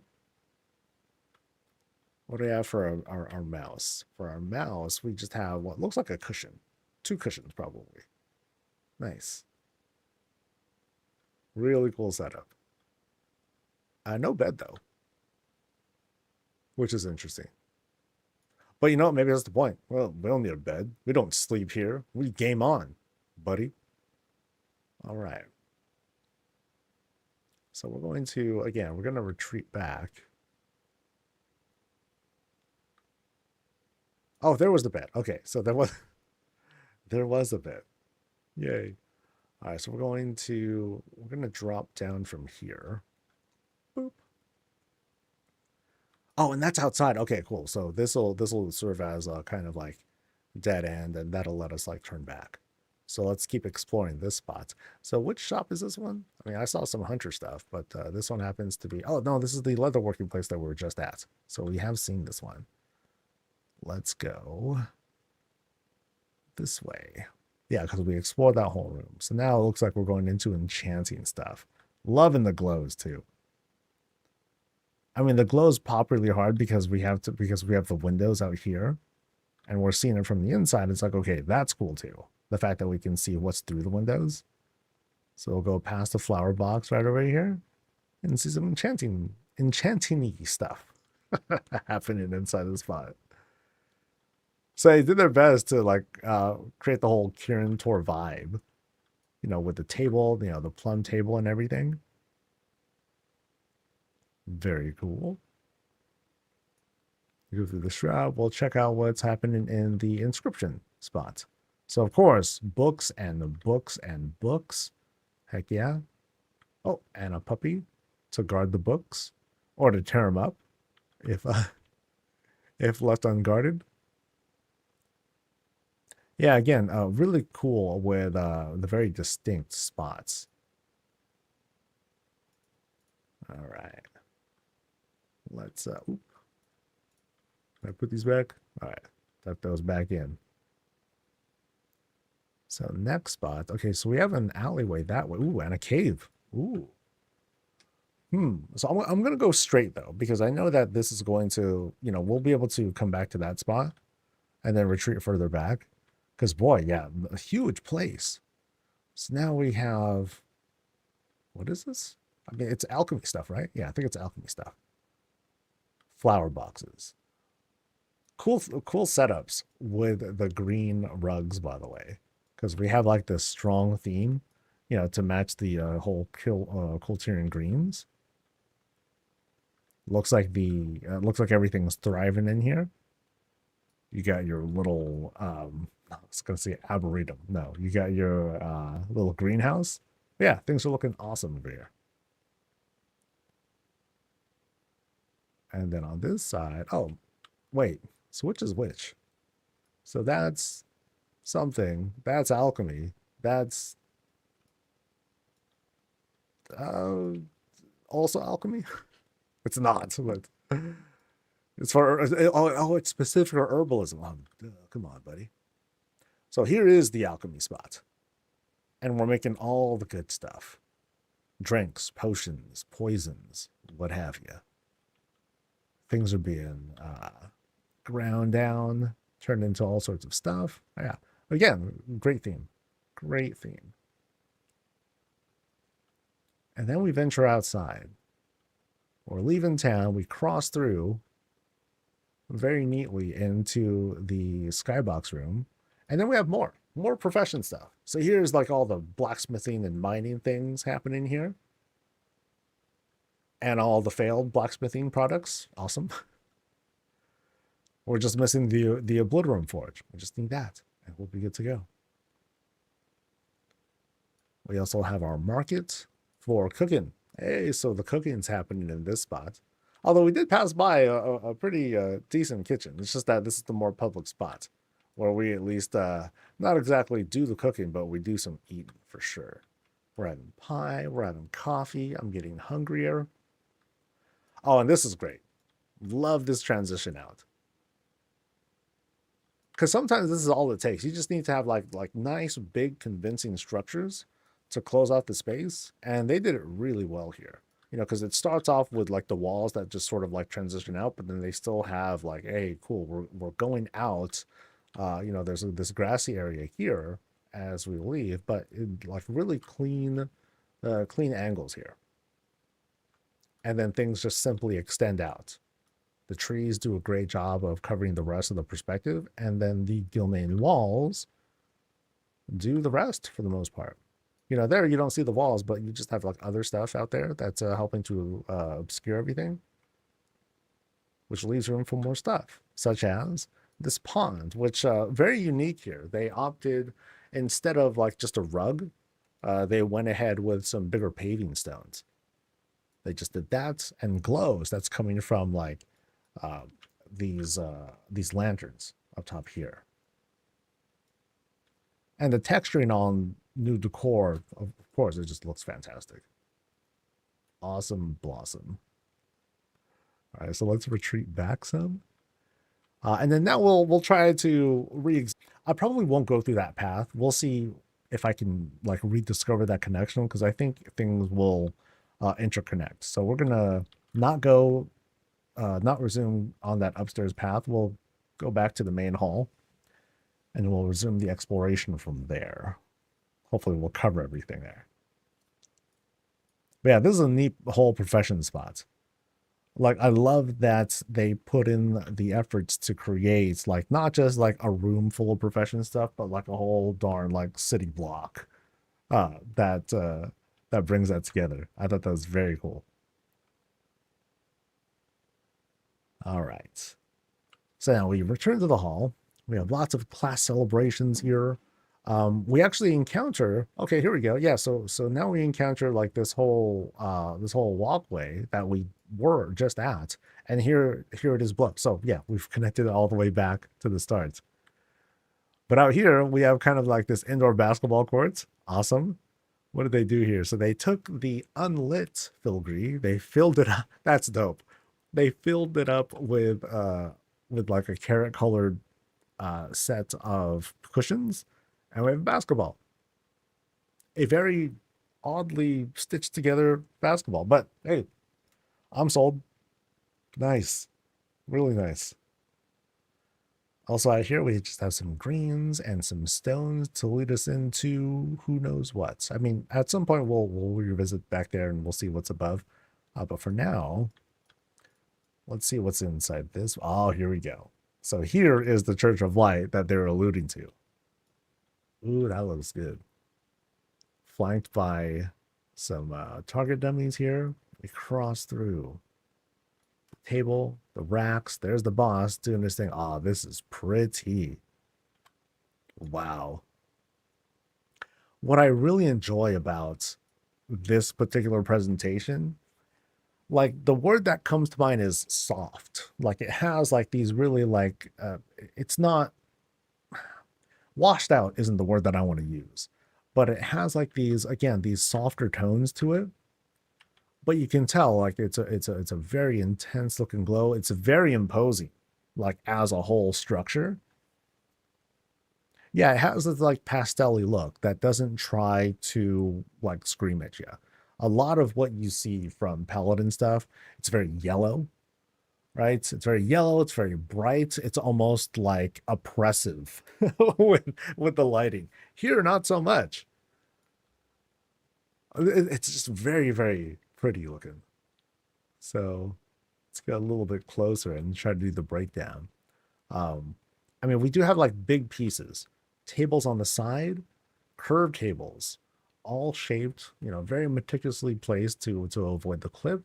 And funny enough, you have these like extra tables here, which I'm guessing is to again help to obscure like some clipping, but it's just kind of a nice extra thing to have there. Another large table here in the center, and then you have clipped under it a little bit a bunch of these rugs, rectangular rugs, circular rugs, and then you have like these this larger set of curved tables to kind of round out the top of the shape. And then notice up top here, you have this whole custom roof. They closed everything off. Sometimes people use walls. In this case, they used platforms and then beams here to kind of like line the clip and to make all that look convincing. Very cool setup. It's a very cool setup. Nice and clean. As for the altar itself, nothing too crazy. Here we are speaking the good word. All our pews are set up, and on the sides, we'll take a closer look at some of this stuff, a couple of little extras. Yeah, really pretty setup. Here's like a little something special for the Paladins. Draenei branding. So a quick word to Terrellian. So let's check out what is on the side here. What are they using to illuminate the windows? So it looks like there are certain textures that are bleeding through. So my guess, because I won't be able to, I can't click through stuff. I'm guessing they're like Ochre windows that are sized a certain way, because you have like, this kind of like finger-sized glow that's coming here. So I'm just kind of guessing that's the shape, and then here's like the same thing, but it's rotated onto the side, vertical, something like that. Yeah. So it's not the lighting that you see, but it's the glows. That's one of the distinctions that I was talking about in the lighting video that I did, that there's this kind of difference between how things pop out. And in this case, I'm thinking it's like those windows. Yeah, neat. All right. Oh, and then we're outside. Oh, look at that. So next to the chapel, all of a sudden, we go outside and we're presented with this huge presentation. I keep forgetting the name of this thing. Hollow Night Fae Shrine. Yeah, huge setup that they have here. It's like competing with the moon almost, because I'm immediately, things immediately like close in and compel me to like move forward. So let's move forward. So from the looks of it, though, it's just like one little restful spot. Boop, boop, boop, boop, boop. Climb in, have a seat, vibe. Oh, check out the work here too. Nice work. Because it's a big structure. So now it's kind of funny too, is that it's a side room for the chapel, but it's using this Calderai branding. which, you know, hey, it works. You know, whatever brings people inside, everyone's welcome. The top here, we have chicken coops, followed by walls, and then these tables help to create that overhang structure. Neat. Very, very neat. I want Night Elf Paladins very bad. Good point. Very, very good point. Was that announced in the most recent patch announcement? Nope. It was not. Quite a bummer. I just noticed a little bit of detailing up there with the additional candelabras over those supporting beams. All right. Yeah, that's great. Love that look. I think I already took a number of screenshots of that. And then here, this nice little presentation too. We have these upside down and right side up windows with, I believe those are like just Caldorite crates at the bottom there to create this flanking setup. Hunter thing up top. Very cool. All right, so now, well, now we're entering the stairwell room, but let's see what else there's to explore down here. Now here we have what feels to be, you know, kind of this more lived-in space. Folks are welcome to come in, hang out. I mean, there's a church just right outside, so, you know, people might be after mass or after like some event, you know, people come here, they vibe, relax, have a good time. Or they go out to the profession city and or, you know, like the market, get some stuff done there too. Maybe you go to the outside so they can get a bite to eat. So it has this whole like self-sustaining feel to it. Like I said, it's like a tiny city of sorts, or like a market. Ooh, check out that aquarium. So we just get to the top of the stairwell landing, and we have this nice setup. We have a lot of these little fish candle guys going.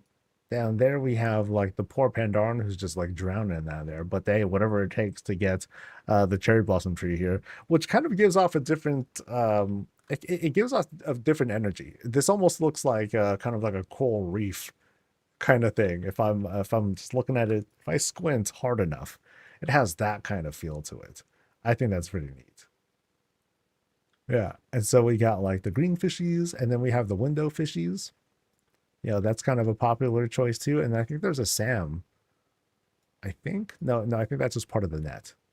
Is there a Sam fishy down here? No, but great stuff with the greens. Love the angling because it gives that whole sense of okay, stuff is just got kind of grown all over the place. Like it's an older aquarium, very established. And then we happen to also carve out a bedroom here. So it's an open air style sort of thing, very impersonal. Like here I am, I have one privacy screen, that's about it. But otherwise, nothing's being left out. So if there are folks down there, it's like after mass, it's early, someone's trying to sleep in, people getting rowdy downstairs, this guy's going to start getting rowdy himself. Then he's going to sick his Miss Murgle on folks. And that Miss Murgle is going to start murdering. Yep. All right. So now that we're up top here, we're going to, so we cross by these flower boxes. Very cool. Yeah, really filled out too. And I'm pretty sure this is just a closet space that we're passing by. They just wanted to fill it out, add a little bit more. And now we're doing this crossover. So now we've returned back to where we, so here's where we were before. That was with like the whole gaming station and everything. So now I think we've effectively like looped around, and we might be able to, maybe we're intended to like jump across there, but I'll hold off on that for now. Let's go through. Okay, this is the bathroom we just saw earlier too, but I did not try out the toilet, and here we are. Excellent. Now this is industrial. We got like this whole pullback kind of thing, right? Like you got to put some muscle into it in order to flush this thing, which means they had problems in the past, and now they just want to make sure that they cover their bases. All right. So let's cross here real quick. And now let's see what there is to discover on this end. Because I think this is the only way to get this to this spot. Maybe. I don't think there's a secret behind here, right? Yeah. All right, so what sort of room is this? I mean, first off, it's a cool room. Because we have this like fantastical like flower box here too. The cactus is the star. Everyone else is just their groupie. They're just hanging out. And so big highlights on the flower box here. And as we get closer, we discover that this is this sort of like ledged room. Now, they did have the platform there for us to jump over. So for all we know, while this is a place that houses Church of Lights, we did see at the beginning of this build, there was like some Demon Hunter branding, right? So I'm seeing here, like, okay, it's gonna be happening here too. Or I'm sorry, this is like where the Demon Hunter lives. So this is the boss's place, maybe. Obviously making stuff up, but I'm gonna say that I'm right. All right, so going around here, we have this nice spread outside too. Another big flower box, nicely skinned, plenty of stuff outside, very filled out. And again, this build, aside from the chapel, aside from the church, there's nothing that's like super like over the top or trying to take the attention away from everything. It feels like things direct itself back to that church. And others, we have lots of pleasant presentations of these different rooms. Loved the whole profession alley. That was cool. And is there anything else? Did I miss anything? Yeah, great place. Great place. Oh, I just noticed this too. It's just the greens are just wow, just bursting out. Love that. Love that look. And okay, you guys are buzzing about something. Let's see what's going on. Something about shop stuff.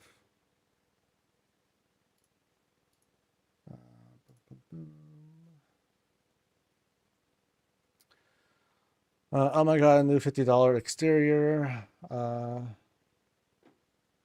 dun, dun. Warning, new shop items and it's bad. All right, so let's take a look. So what do we have? We have a treehouse exterior pack. All right, that's going for is that $40? And is that $75? That's a lot of bucks, dude. So let's see what these are.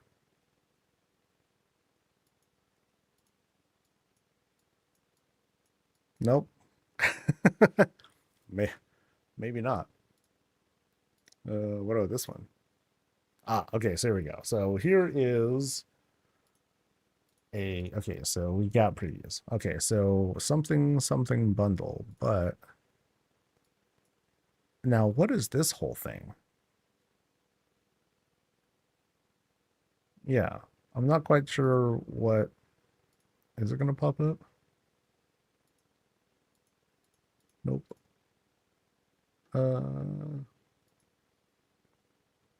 A 60 item bundle. Okay, that's a lot.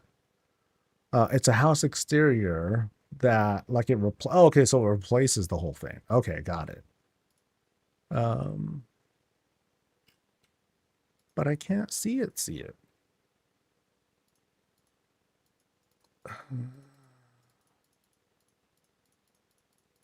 Yeah, I got nothing. Okay, so this bundle comes with both the house skin and then a bunch of different decor. Is how I'm understanding it. Yeah, so I guess these just aren't popping up. So there's these, and then you got like cool little picnicky stuff and so on and so forth. And then we have these different kinds of walking stones, which are kind of neat. Decor, privacy screen. We have another kind of cherry blossom tree. Cute. Uh, a stable. I want pets or I want mounts, buddy. Now that's a tease. All right. That's a big tease. Um, and that's it. Okay. So a new house skin. Uh, it's shop stuff, so I never have very strong reactions to things because it's like there it is, and it's like, what are you gonna do about it? You're gonna get it or you're not. I think to myself, can I make this? Yeah, I can make it. Shit. If you really wanted to. But otherwise, for folks who want to sport it, like that's cool. But yeah, um, yeah, I don't really have a strong reaction to this. A new house skin is fine for $50. I mean, it's their money, right? Like, if this was, I'm just speaking for me here, okay? I'm just speaking for me. If this was free, I wouldn't be interested in it because I'm not, I don't care about this thing. Um, yeah, but that's just me. So, oh well.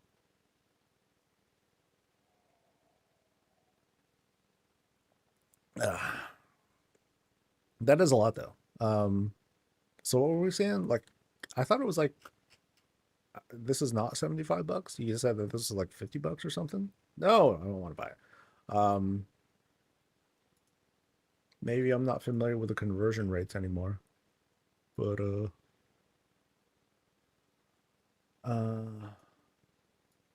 oh, so there is a bundle thing for I thought it was always a one-to-one. Where is the Heartsteel? Oh, there it is. Jeez, dude. Um yeah. So these are all one-to-one.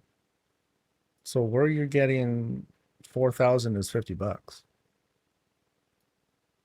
Yeah. Yeah, Phil, we're talking about real money. just just messing. Um, so yeah, that's a lot.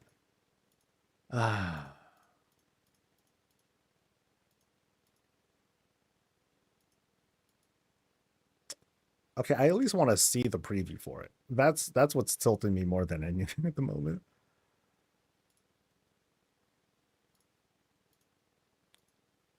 Yeah, the preview doesn't work. That's boo.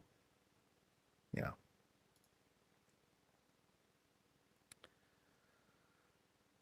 I can't really do a third video though, because that just won't really work with YouTube won't like that. So I can't do anything anyway.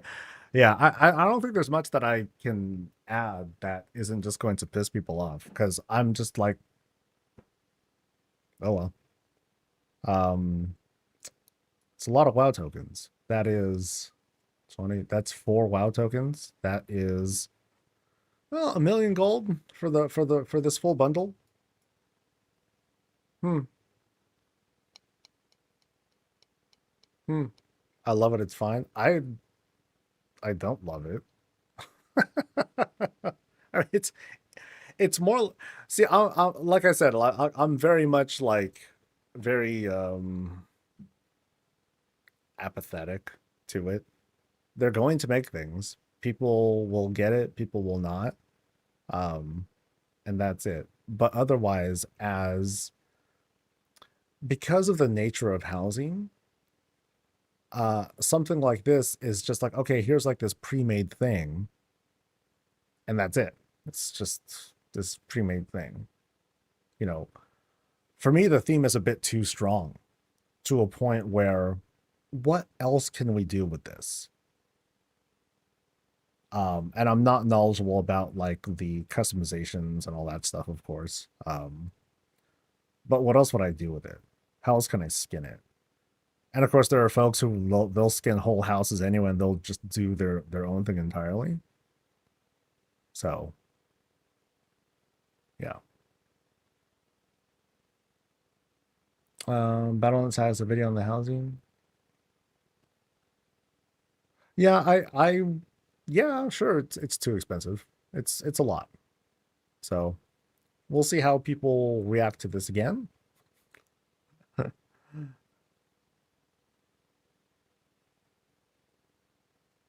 Based on the, oh, you can't change it. Oh, that's rip then. Forget it. If you can't customize this, then yeah, that's weak. Then I would definitely be like, uh, then it definitely wouldn't feel worth it. It's almost like a mount that can't fly, you know? You have to buy both. You can't just buy one. I mean, it's a skin though, so you're pretty much just buying. Yeah, you're buying just one because there's like no difference really. It is just a skin, so I don't even see it as buying both. You can, yeah, I'm sure you could put stuff over it. You can skin and all that stuff, but it's like there's so much done to it already that I'm like, you know, like imagine if they gave us just the bottom and then we can customize the top or something like that. Then it would feel like it's worth it or whatever. This is for whales who don't have time or talent to customize their home. I mostly agree with that. It's people who just want that look and can't do it themselves. You know? Yeah. I don't expect this to ever change for me. Um, Actually, no, that's a lie. Because if there's like a really cheapy thing that's going, I would be interested in that. So like, where is it? I still have it. I'm still on the fence about picking up the rug. I'm like, do I really want like the rugs? Nah, I ended up not. I definitely got the puppy because I wanted Rufus more than anything. But yeah. Otherwise, um if not for the skinned house, like how are the prices of these? Are these okay? So like how much is that cherry tree compared to the other one? So this is only 50 more hearth steel for like the cherry tree. So maybe as like maybe these a la carte pieces, these might be okay. This not so much. Dude, that's a lot. Five. Where's that? Where's that gazebo? Yeah. Okay, the gazebo is like a lot. Um, so this one isn't like as bad. Yeah. These are okay. But it's definitely not for I mean it's not for me. Like someone else said earlier, it's for people who just want pre-built stuff. So cool. There you go, pre-built stuff. At some point, I don't know when, at some point we're going to get import export, we're going to get showcases. At some point I'm going to be doing a thing where I'm like, all right guys, that's a wrap. This was a great visit, great place, blah blah blah blah. They gave me the code. Here it is, so you guys can download this house for yourself as well. Boom.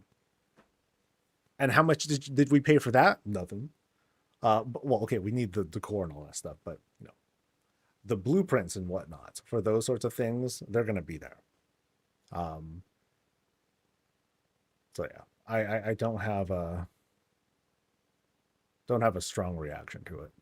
So people will be very upset seeing my seeing my very muted reaction. Um, all right, so next place is going to be Mama Snicky's place. And it was requested that this is an actual tour. So let's head over. I see sites selling codes for specific builds, though. I mean, that's on them. If they decide to do something like that, then they decide to do it. And yeah. But if anyone wants to just eyeball it and copy it and then just give that away, then people can do that too. So.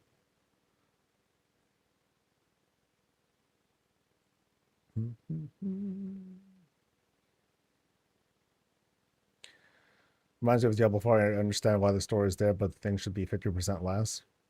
I mean, just like with Diablo 4, it's like, okay, there's a store, you know, they're gonna do their thing. I'm just not gonna participate in it at all. Because that's not really my thing. Just like, you know, preset housing decor, that's not really my thing either. Okay, so I think I need to turn speech bubbles on to get that to work. All right, so this is, oh, okay, I do need to, okay, why are bubbles not on? I might just need to read stuff. So, all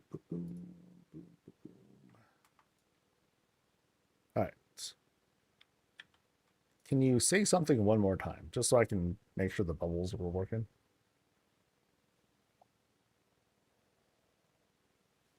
Nope. I've got to turn the UI on. Okay. Now we're good. All right, Mama Snooky, the floor is yours.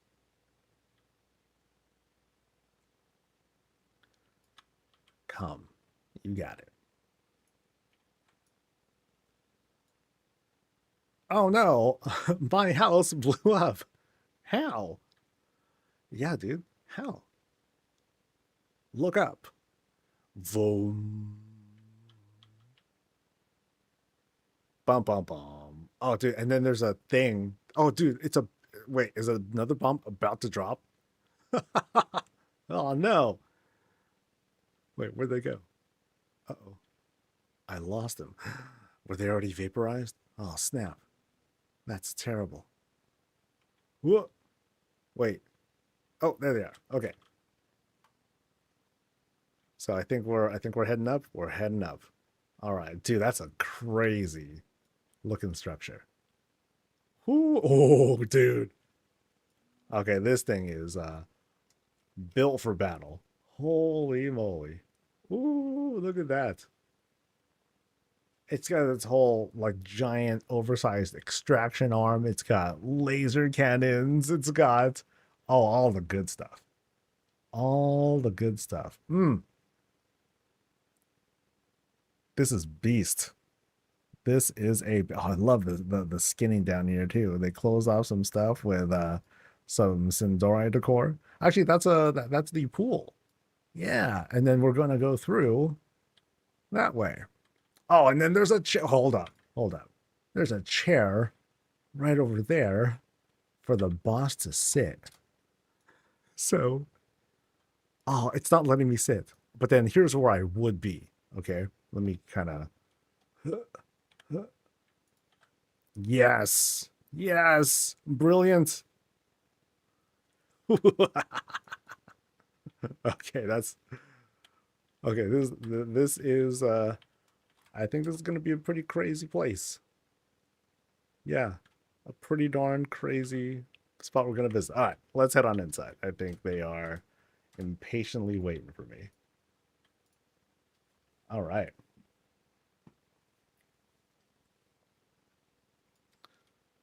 Boop. Welcome to Snooky's Cave of Wonders. So the danger's over, apparently.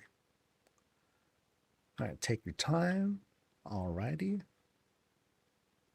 Living room spots, complete with a magic mirror with which to observe cool stuff. Vertical screen, so it's great for like short form videos, TikToks, and all that stuff. Very nice. All right, we head to my room now. All right, so we're passing by crazy kitchen, but now we're going to be following her into adventure. We have some helpful arrows as well. Cool. Whoop, back of a dark portal over there. Rocket security. Excellent. And then right through these sewer doors, more cave stuff. Oh, further climb up there. Oh boy, we're passing by a lot of stuff. Yeah, super teched out, but at the same time, kind of interdimensional too. We go through this like big old hallway. Things open up into. Oh no, Murloc invaded. Oh no. Oh, dude, brutal. Oh no. So he peed his pants. Oh my, poor guy. How humiliating. And we're watching and we're not helping.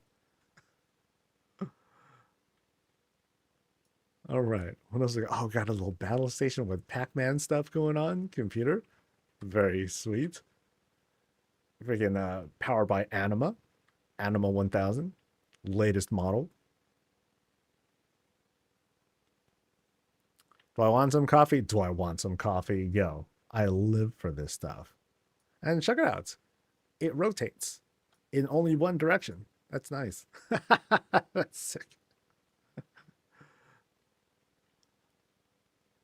And what's over here? We have, oh no. Okay. So are the gnomes the enemy? I think the gnomes are the enemy and the murlocs are like the auto defense. That's kind of the takeaway I'm getting here. The gnomes live here. Oh, okay. Oh boy. The murlocs invaded. Well, they are definitely successful. Poor Reptar. Poor Snuffles. No.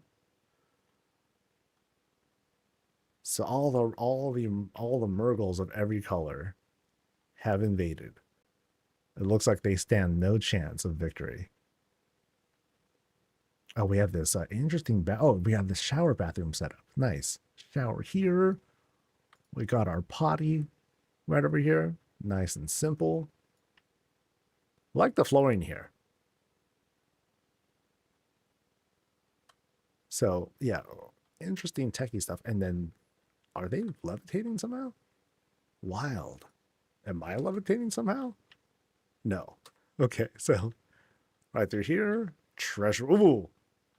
Okay, is it treasure or is it a trap? I feel like that's like security.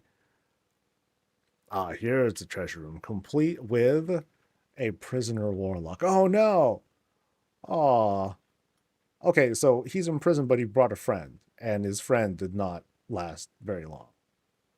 Miss Murgle's just eating that one up. Okay, that's not very effective prison, I gotta say. My hammer got stuck. Well, you missed. And then what's inside there?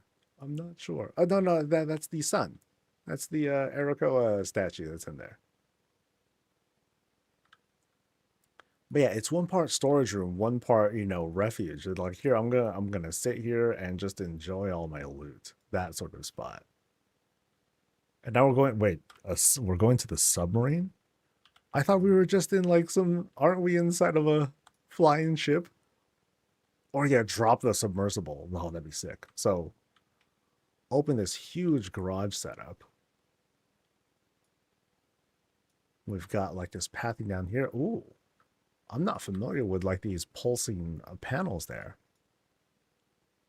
And then right up here. Oh, okay. So wait.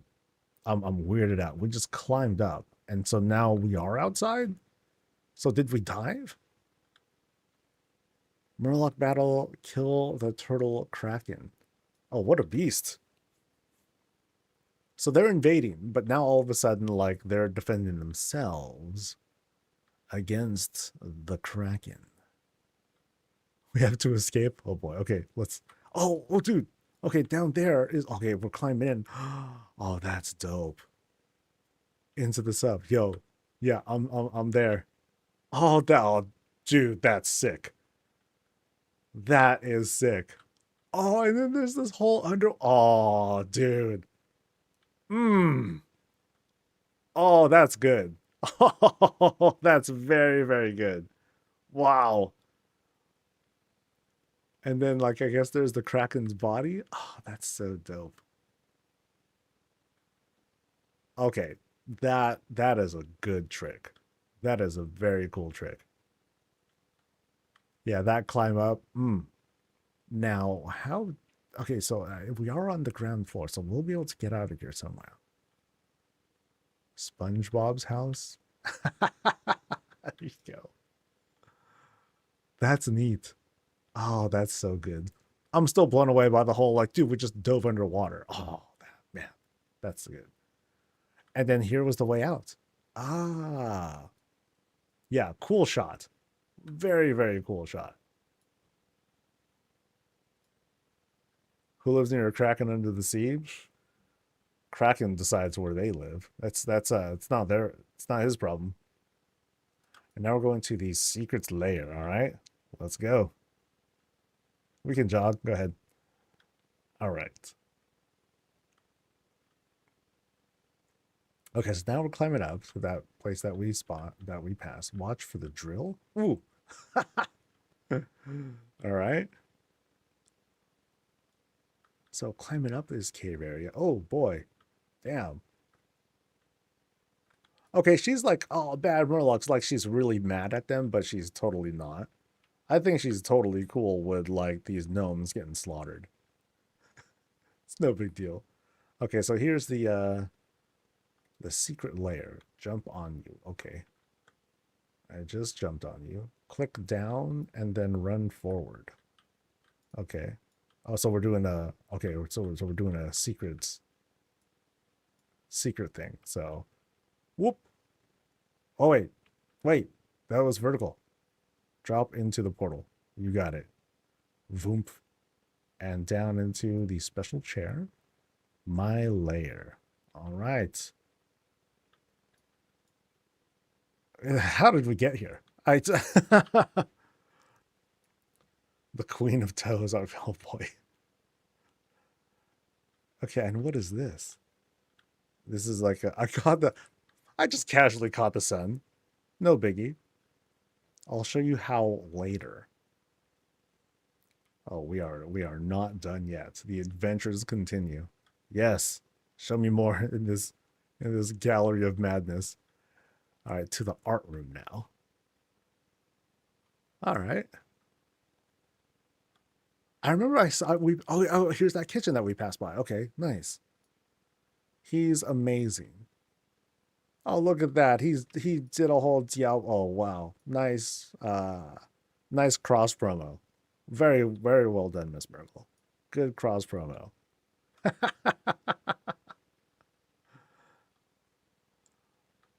And then here's the kitchen that we passed by. Gnome got blasted. All right. Now we have this really so you can tell here, like, dude, they got a jump on the kitchen. Gnome got blasted by them. Oh, it's a grinder that turned into a turret. Coffee turret. Oh, that's cute. it, so there's the auto grinder right over there. Very cute. Very darling. Nice work with the double doors behind the bar area. This Murloc wants treasure. What's inside here? Oh boy. Yeah, they're cooking. Ooh. This build is hilarious, dude. it's it's so wild. Yeah, Murlocs versus gnomes or Murlocs versus everybody. And the Murlocs are clearly winning. Oh, dude, this is intense. Dude, that microwave work. And it's like this whole structure for like just that little tiny little thing. Enough to fit a gnome. One gnome inside.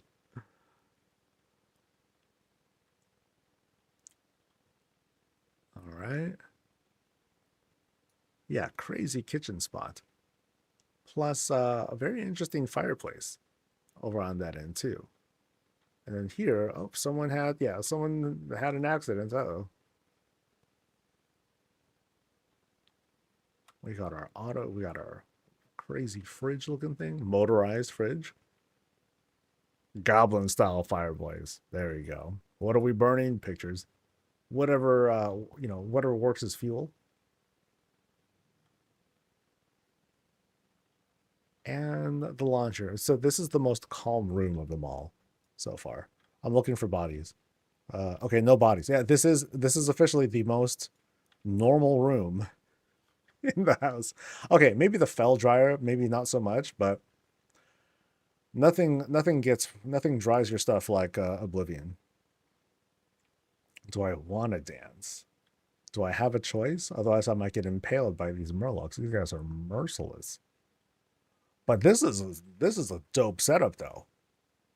I love this presentation. We got double DJ stations right there. We got this wild background. Oh, that's neat. And of course, the lighting and effects. Great stuff. And even the chair work here. Very festive. All right, so I think we are climbing up too. I don't know what's behind there, if anything, but okay, upstairs to the VIP room now. So we visited her secret lair. We went to the VIP room. We were underwater and all that. And of course, here's our booth. Nice. We can see the riffraff below. Any bottle service up here? We got some sort of bottle service. All the good fun and saucy murloc on the... Oh, okay, there's some entertainment. Additional stuff. Very nice.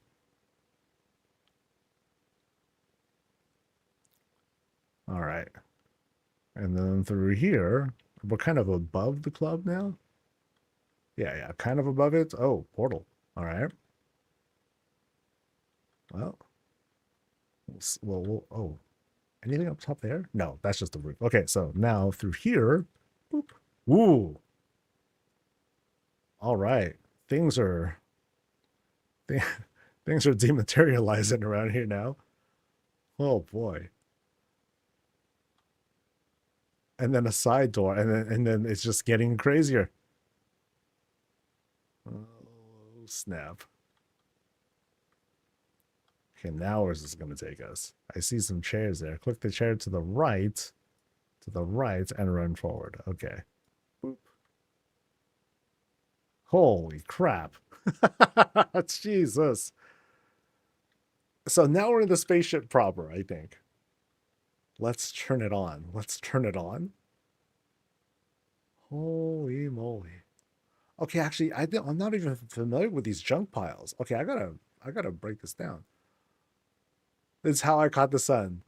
So they literally just went out there and caught the sun.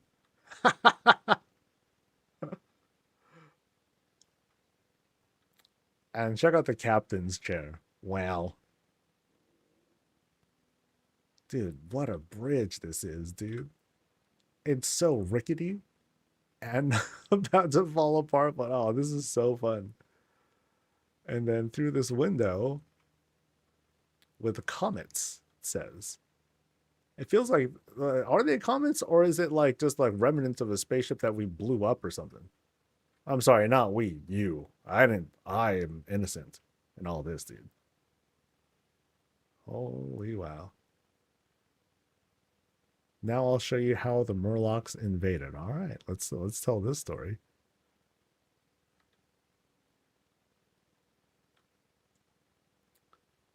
Click back on the right wall and run forward.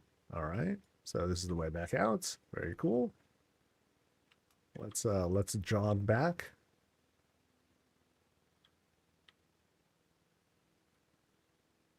And then we follow the boss downstairs and okay, back to the kitchen. Okay.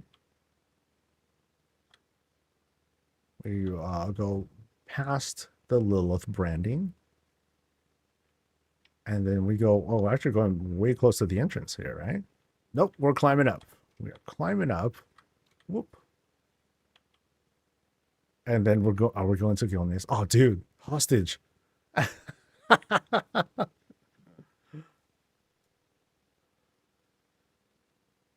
Click the map and run forward. All right. So, boop. Oh, wow. So we've just teleported once again into, oh boy. What the heck? Okay, so here we are on the ship, right? My mech. Well, we're fighting off the Murlocs now. And they're getting blasted.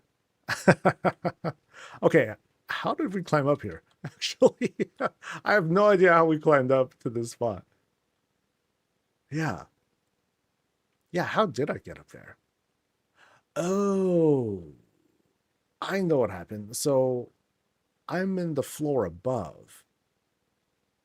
And then okay, well, okay, and that's the song. Okay, nice. Okay, we got to check out the action shots here. So we got some Michael Bay stuff happening here. Like, check this out. Like, this one's just trying to get away from, we have that sort of thing going on. That looks sick. We have explosions. No one's getting away with this.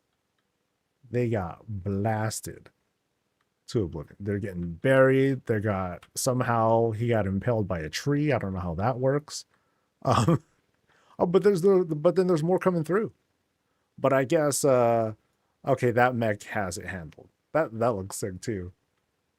So we have the spider bots, big old guns, giant fireball coming out. Oh, this build's crazy, dude. This is a crazy build. Fun story too. Nice, and and what I loved about the captions here is that we kept it like kind of short, mostly left to my imagination. Yeah, giant feet. Okay, so back to this spot though. So the way I came in through here, I came out on this level, by through clicking and stuff. So like over here is like another floor. So we came in from the second floor and broke our way into the skybox room. That's a cool trick. I haven't seen that done before. So I'm very impressed by that. I was like, wait, how did I get up here?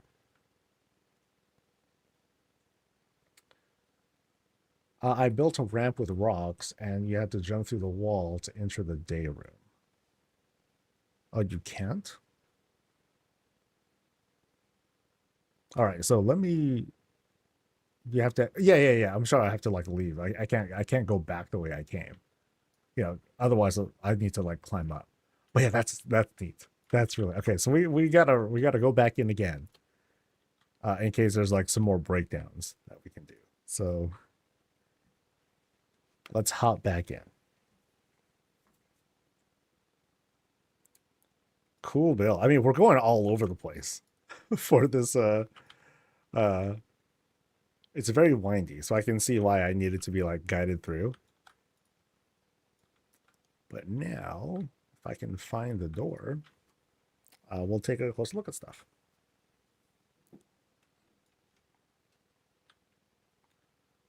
All right, so again, one of the cooler things that I noticed was that whole climb in. So actually, I forgot where to go. We'll figure it out though. I need to like redo my whole orientation. So like here's like I think this is like the club area, right? So we needed to like go here, and then we click down, we move forward, we dropped into the thing. So here was like the spot that took us to the secret lair. That's right. So this is the secret lair area. So we went through that spot. So we retreat back in again. We climb up. We return to this spot. Then we go back across. Sorry, I'm just kind of retracing my steps and like how I went through this sort of flow. But actually, actually, the other room was much closer to the beginning of the build. My bad. So let me try to go back to that, because this was like a different thing, right? So I went through, I think this was like the ship.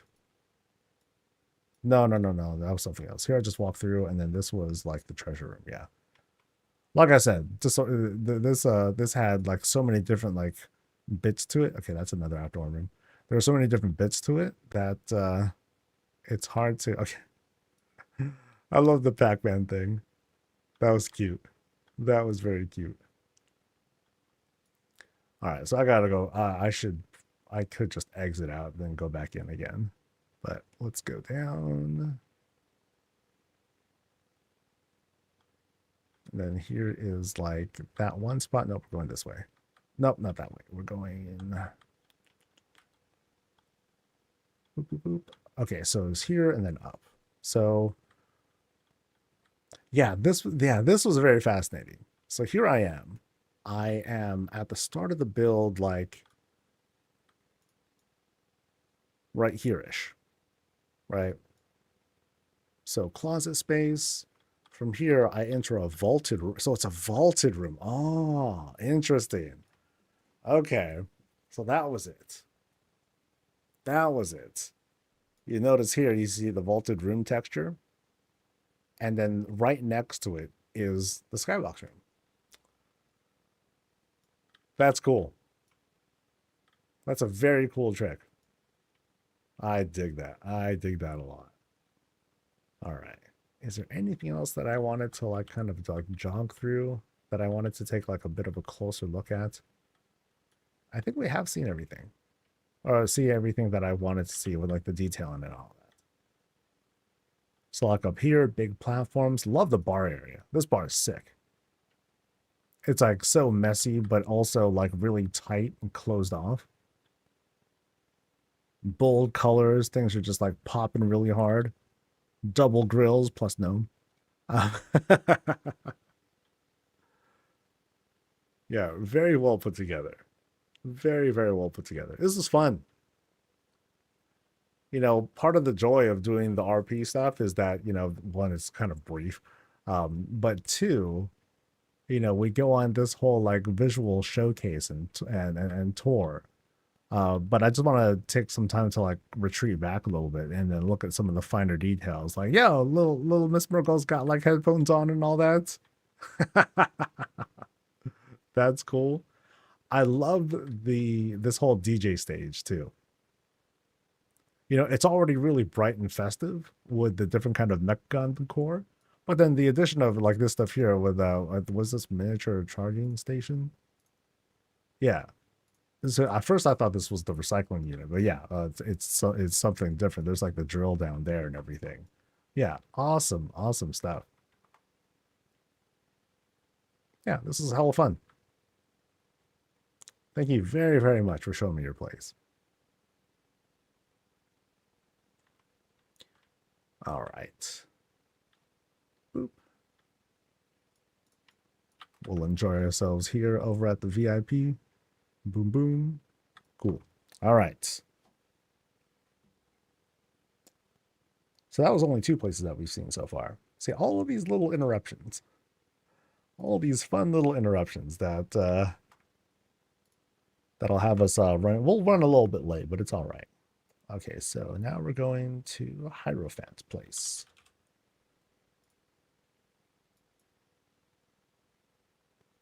$32.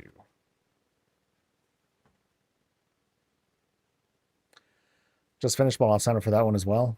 Keep in mind, though, I do ask folks to have 30 days between visits. I know for some people that's like an eternity, but I really try to emphasize that I want to make room for like fresh faces or, you know, fresher builds to come in from different people.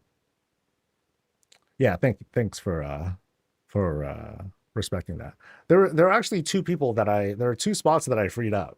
So there should be room. Let me double check. There should be room for 1 more. Yes. The queue is not full. So I freed up 1 spot. Yeah, I freed up 1 spot because the other one I reserved for the cottage wizard / building mouse build that we'll see next week. So we'll have that. So if someone is available, hey, knock yourself out.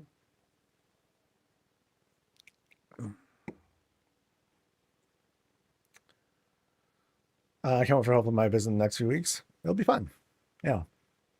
And again, I just ask that people just wait 30 days or so between visits. Because like right now, 5, yeah, out of the people who signed up, there were like 7 or 8 people who were like revisits, or not revisits, but they're like repeat folks. But yeah, just wait a little bit. All right.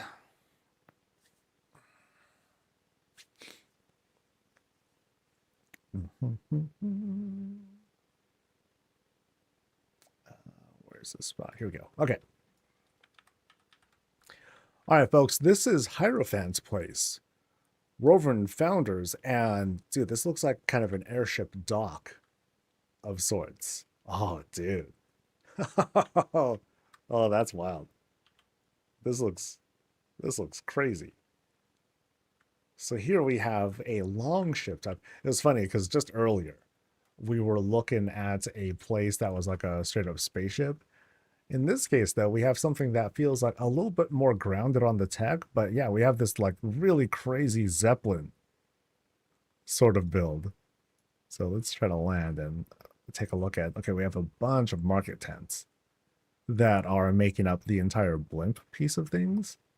Of course, the house, top of the house is what helps to frame the top of the ship. And then we have like all these other little things to break down. So the bottom of it, you can kind of see the shaping there a little bit. That's a whole greenhouse. The bottom is another tent setup. Oh yeah, yeah, really good work with utilizing different kinds of decor to improvise on the shaping of things. Really smart.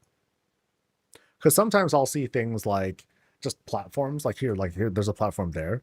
But sometimes people will use like just platforms, and so you get like a good solid shape, but it doesn't have like the additional texture, so it doesn't feel like it's filled out or colored. Here is a really good go at it because you have like this metal trim right up top. The market bins are right down there again to have that shape. And then you have those tents plus the not gazebo, plus the greenhouse to round it out. Yeah, really good work. And then here on the top of the deck, nice and thin. You know, they kept it like really tight here. Place to sit, snack, do some captainy things and all that before we get off to adventure. I'm going to take a look at the back though, see if there's anything that was missed in the rear. Actually, I don't know the ship terms, but you know, back of the ship. And we got our little rocket booster sort of dealy. Rocket booster, propeller work right down there too. And that's it. You know, it's a good way to like round it out. Yeah. Nice work. Nice work on like a low tech looking ship. Cool stuff.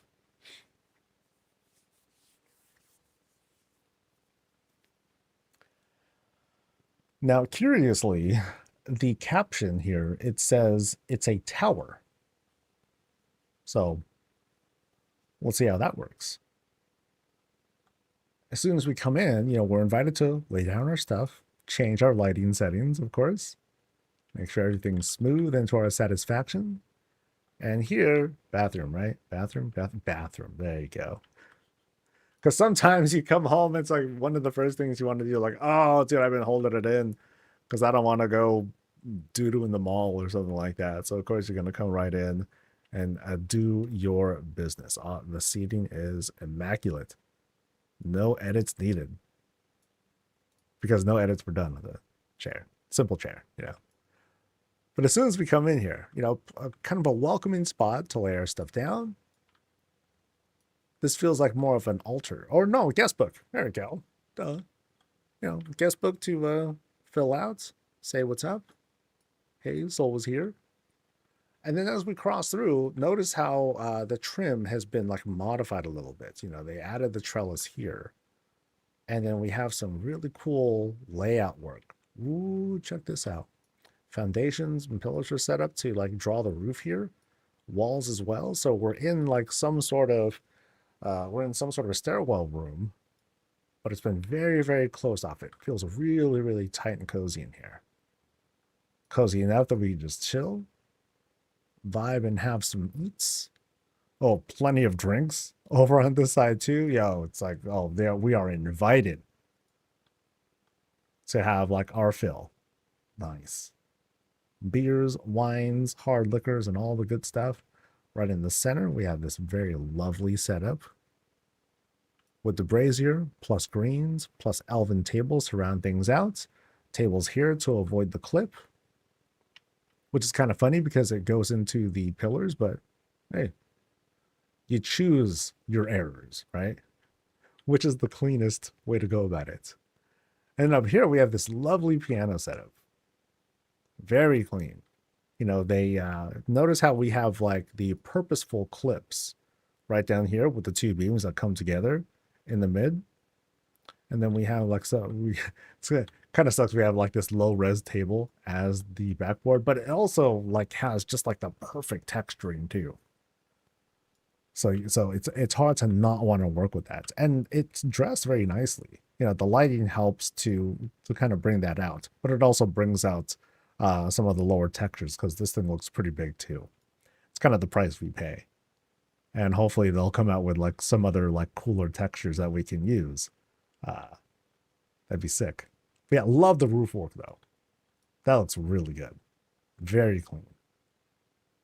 Got this grand fireplace. No one, you know, we don't really get to sit here. We just have like this spot here. So it's kind of like this ambient thing. But otherwise, if I want to go here, chill, vibe, have some smoke, can definitely do that.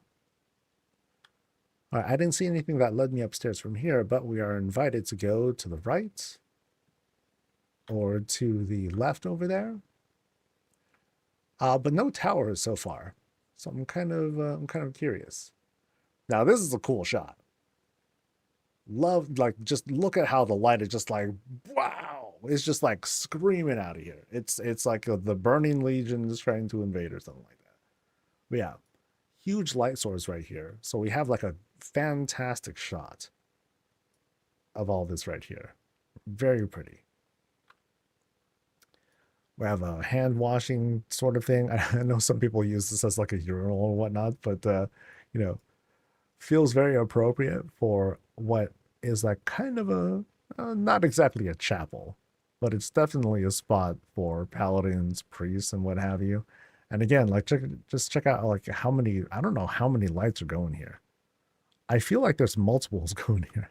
I think there's like both the artificial sun and the paladin dome that's coming down on this. But yeah, you have this very, very bright effect. But and then of course you have like some lights coming in as well to brighten up the spot even more. Very cool. Very, very cool shot. Let's backtrack some because now I think we have no choice but to go that way unless there's like a secret somewhere. But it does not appear so. I'm wondering where this tower is at though. Never mind. I found it. Okay. so we enter the first stairwell. How high does this go? This goes, oh, not that high. Okay.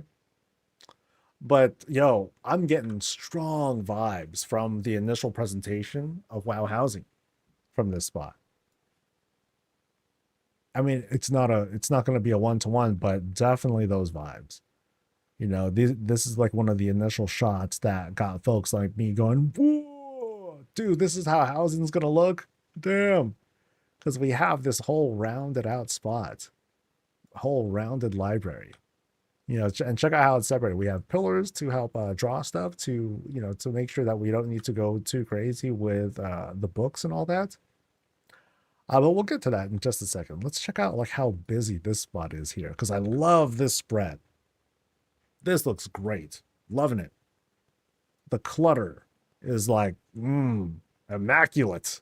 You know, here I am, the bookworm, doing my thing, letting AI do its work while the auto reader also gives me some assistance, right? Yeah, books are laid down. They're just flying all over the place. And then right through here, which is kind of cool, we have this whole tailoring station, which I find very neat. You know, rolls of thread or what have you, however you want to, you know, interpret that. We're doing our work here. Yeah, great work on that. Very cool use of these rug rolls. We see them used for all sorts of things, but now we're seeing them used as rugs, you know, as actual rug rolls or threads or whatnot.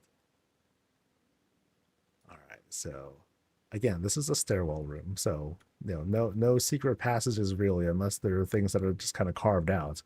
But we are invited for like a full feast while we're down here, and we're working because yo, you're going to be in this library for a while. Tons to read.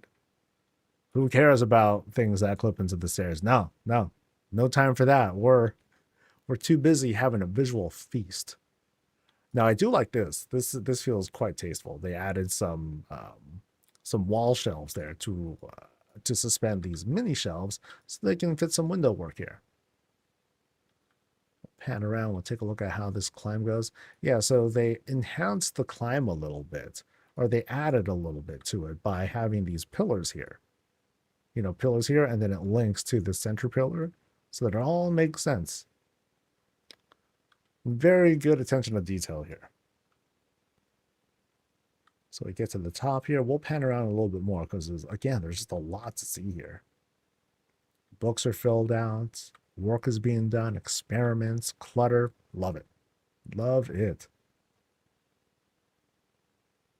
You know, and it extends all the way up to the ceiling. And again, we have like this beam work here. Beams, pillars, and so on to help round out the rest of the ceiling so it doesn't feel like we need to like add too much. I mean, there are some greens here, you know, to add like little splashes of color here and there. But otherwise, yeah, very pretty. This is a fantastic library.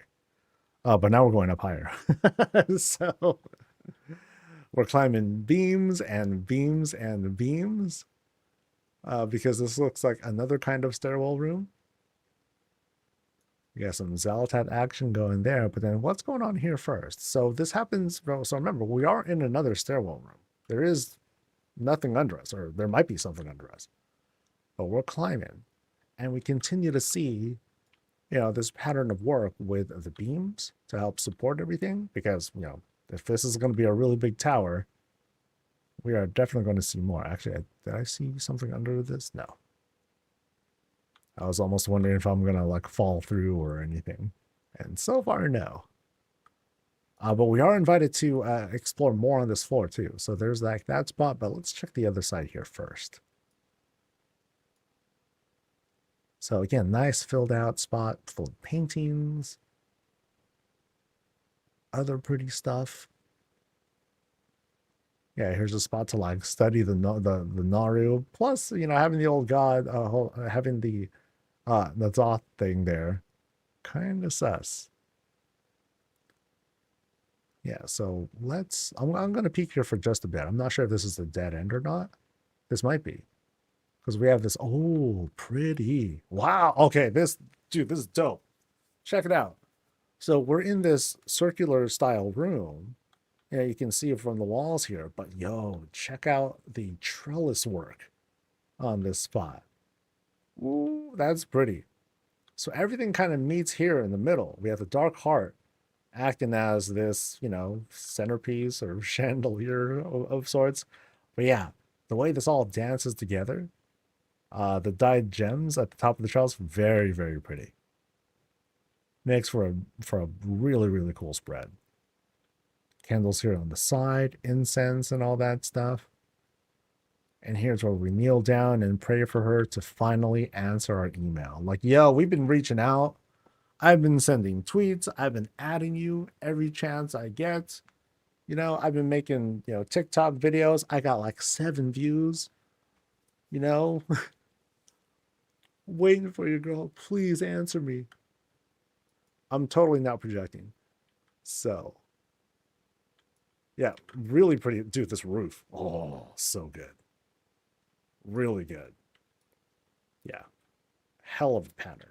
Hell of a pattern. Yeah, I have not taken... I got to do this again. I got to revisit some other places we were just at and take some screenshots. Oh, check it out. I just noticed this. One up here, one down there. Creates this window. Boom, there's the moon. Simple. Nice and simple. Clean setup, too. And just pretty. Yeah. And I think is that some yellow light that's coming down? Yeah, I think they have some beams coming down. Yeah. No, I'm sorry. They are blue lights coming down. A shame that it's hard to see with this sort of setup. But if you happen to be here and you happen to notice, very cool. I love the beams for the roof. Yeah, dude, these beams are sick. It was like that. I don't know if you're here for earlier in the visit, custodian, but yeah, they were doing the same kind of pattern as you go down. And apparently this is going to be a tower we'll keep climbing. So we're going to see more examples of how they set this up. Yeah, great way of filling up space though. Okay, so now we're from this room once again. So we did a climb here, same thing. We're doing the boop boop, and then we get to the upper floor in this wing. Got some warrior branding to our right, actual weapons to our left. We have a novelty dark heart. As if the first one wasn't enough, they had another one. They just wanted to put it out on display to flex and all that. We cross through into this room, which is suspiciously using a different floor. Actually, no, I can see it. I can see it. We're outside. So somehow we're outside.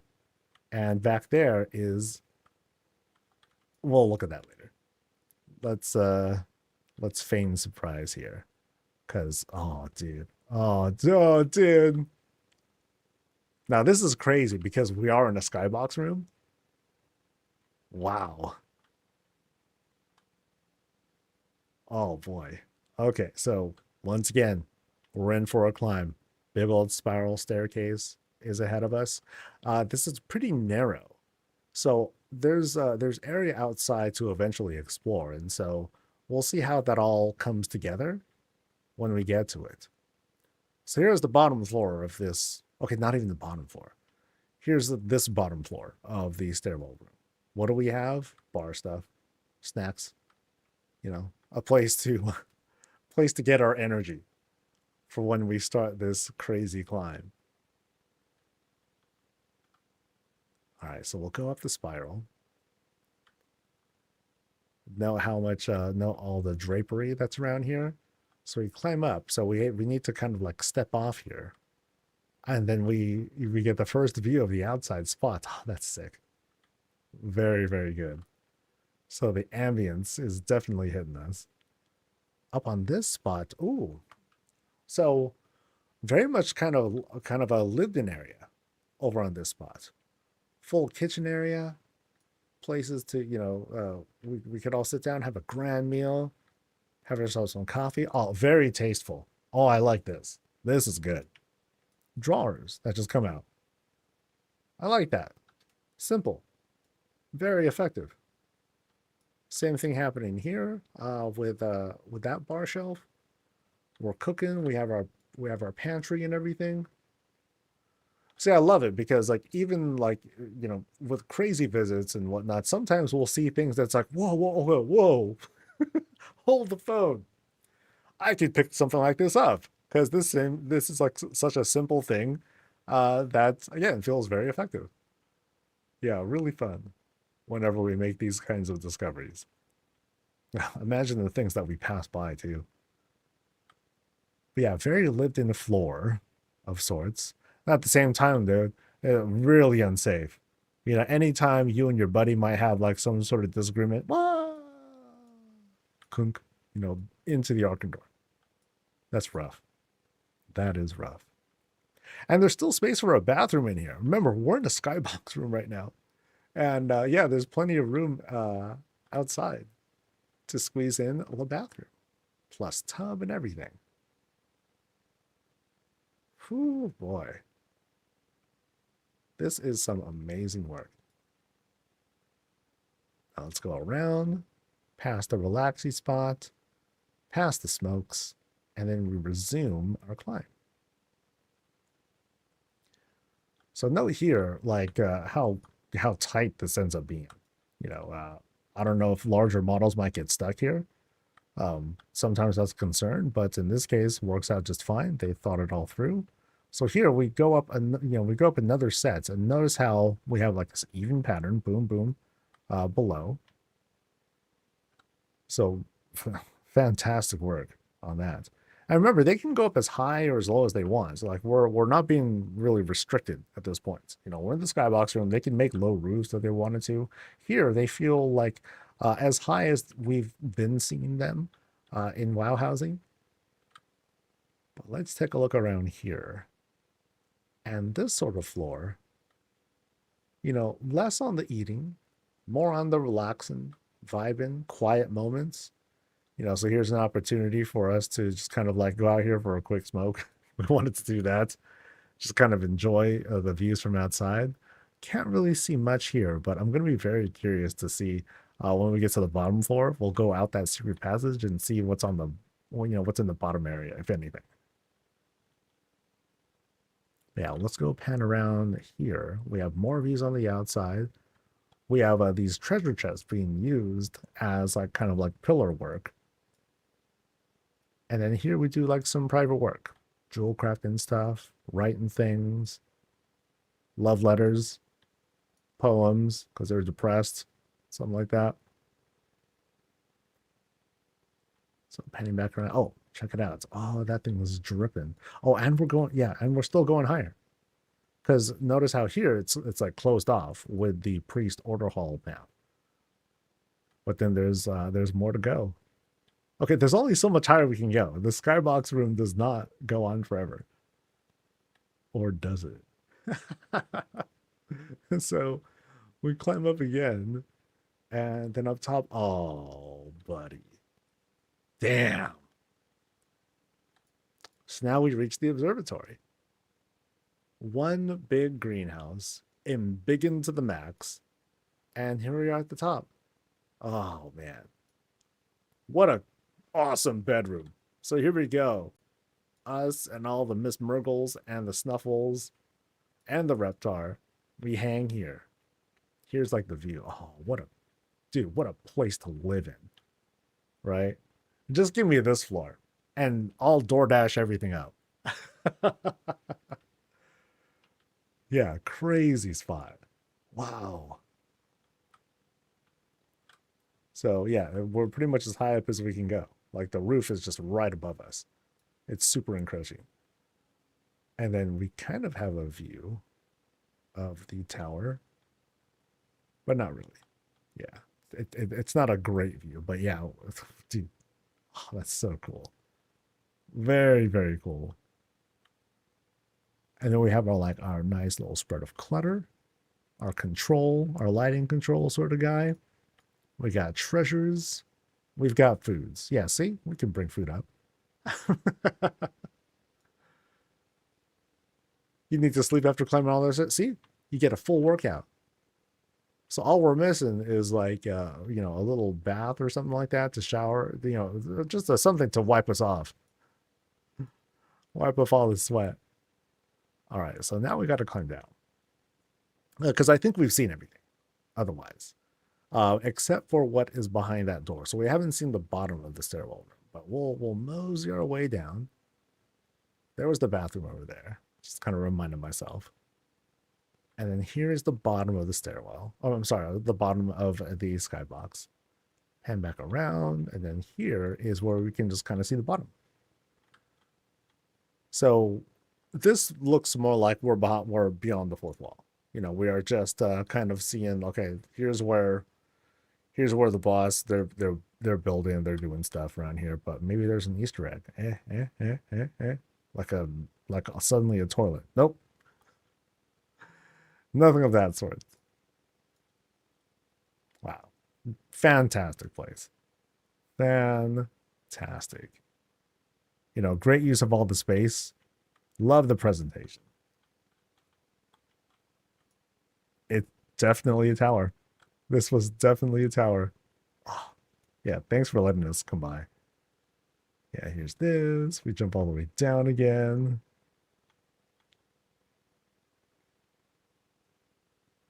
And then boop, we'll end it at the light. Alrighty.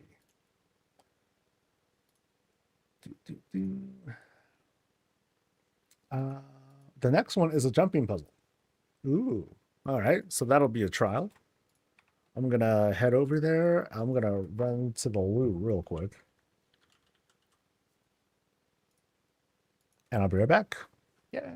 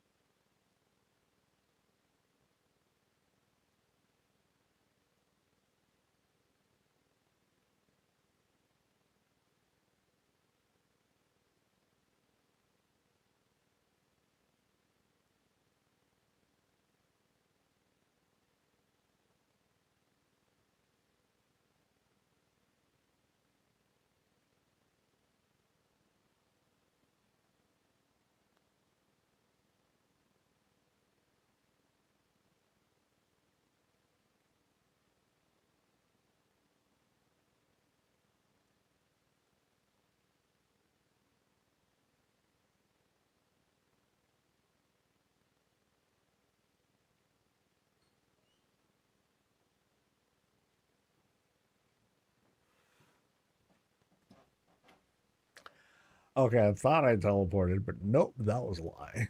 There we go. I think right now I'm almost afraid to go on social media to see other people's reactions to the to that shop decor stuff because I know it's going to be brutal. Because it is. uh, but at the same time, I'm asking myself, do I want to drag myself into that and like um do I want to absorb that energy? And the short answer is no. Why? Why would I want to do that to myself? I know how I feel about it. Um, but yeah, I guess it's because I am not the kind of person who needs to uh go out there and look for someone to vindicate my feelings. You want me to take it? Nah, for now, let me just suffer on my own. That's the whole joy of it, right? Yeah.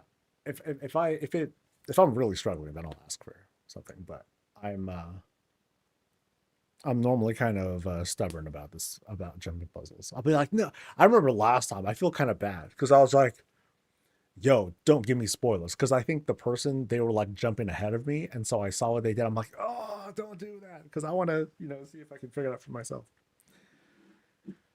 All right, back to business. All right, folks, this is Rylot's place. We're over in Razorwind, and this is a jumping puzzle. So we're going to see what's going on inside. For all we know, the jumping puzzle is out here too, perhaps. But first off, this is a tree. No, it's more like a bush. There's a lot of acacias sitting here, and okay, the house is like somewhere up there. But yeah, it's a crazy sort of setup where this tree has like absorbed everything. So like here, this is not a flag. This is a mushroom person. This is Slender Mushroom Man. And he says, haha, I have taken over this house. It is mine. And my reaction will be like, how are you talking? That's amazing. But of course, this is Azeroth, and we got magic and all that stuff. So um where's the house? Oh, it was wait, yeah, where is it? Oh, it's higher. Oh, this is the jumping puzzle. Okay. Is this a jumping puzzle? Like, do I start here? Um, it looks like it, right?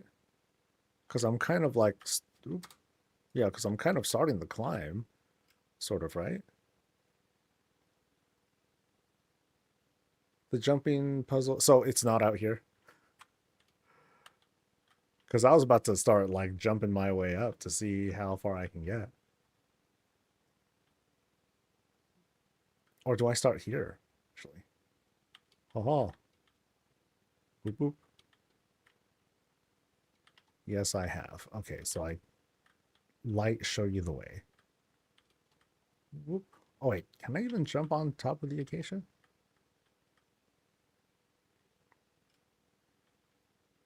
All right. Whoop, whoop, whoop, whoop, whoop, whoop, whoop, whoop.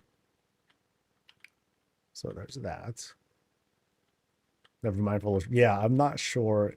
Yeah, can you clarify if this is really the start? Because then I'll feel foolish.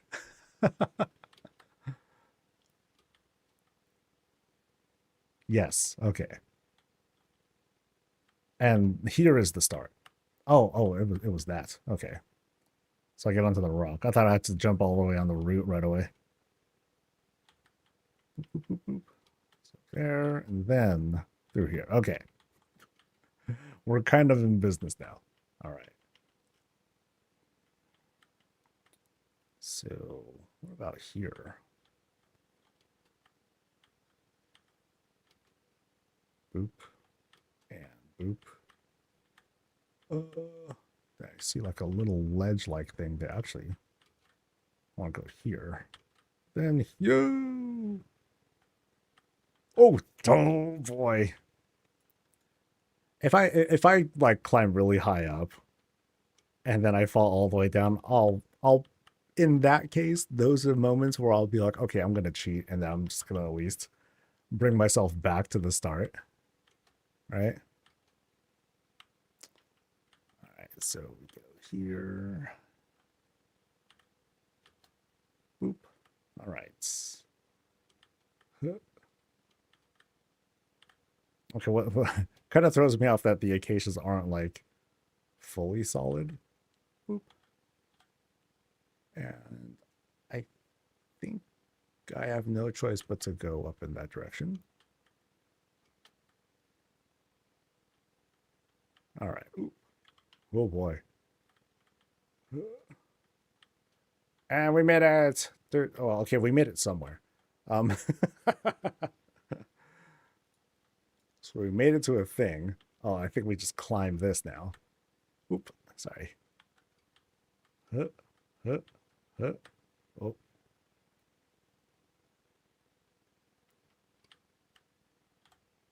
Little thing there. Okay, yeah, we made it to a thing. Okay, now what?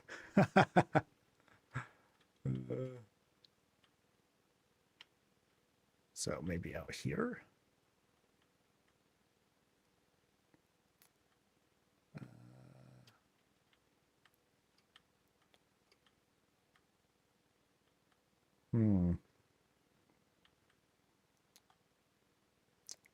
Feel okay. Do I just go straight here? Well, kind of. And then, By the way, my UI is off because I don't want spoilers.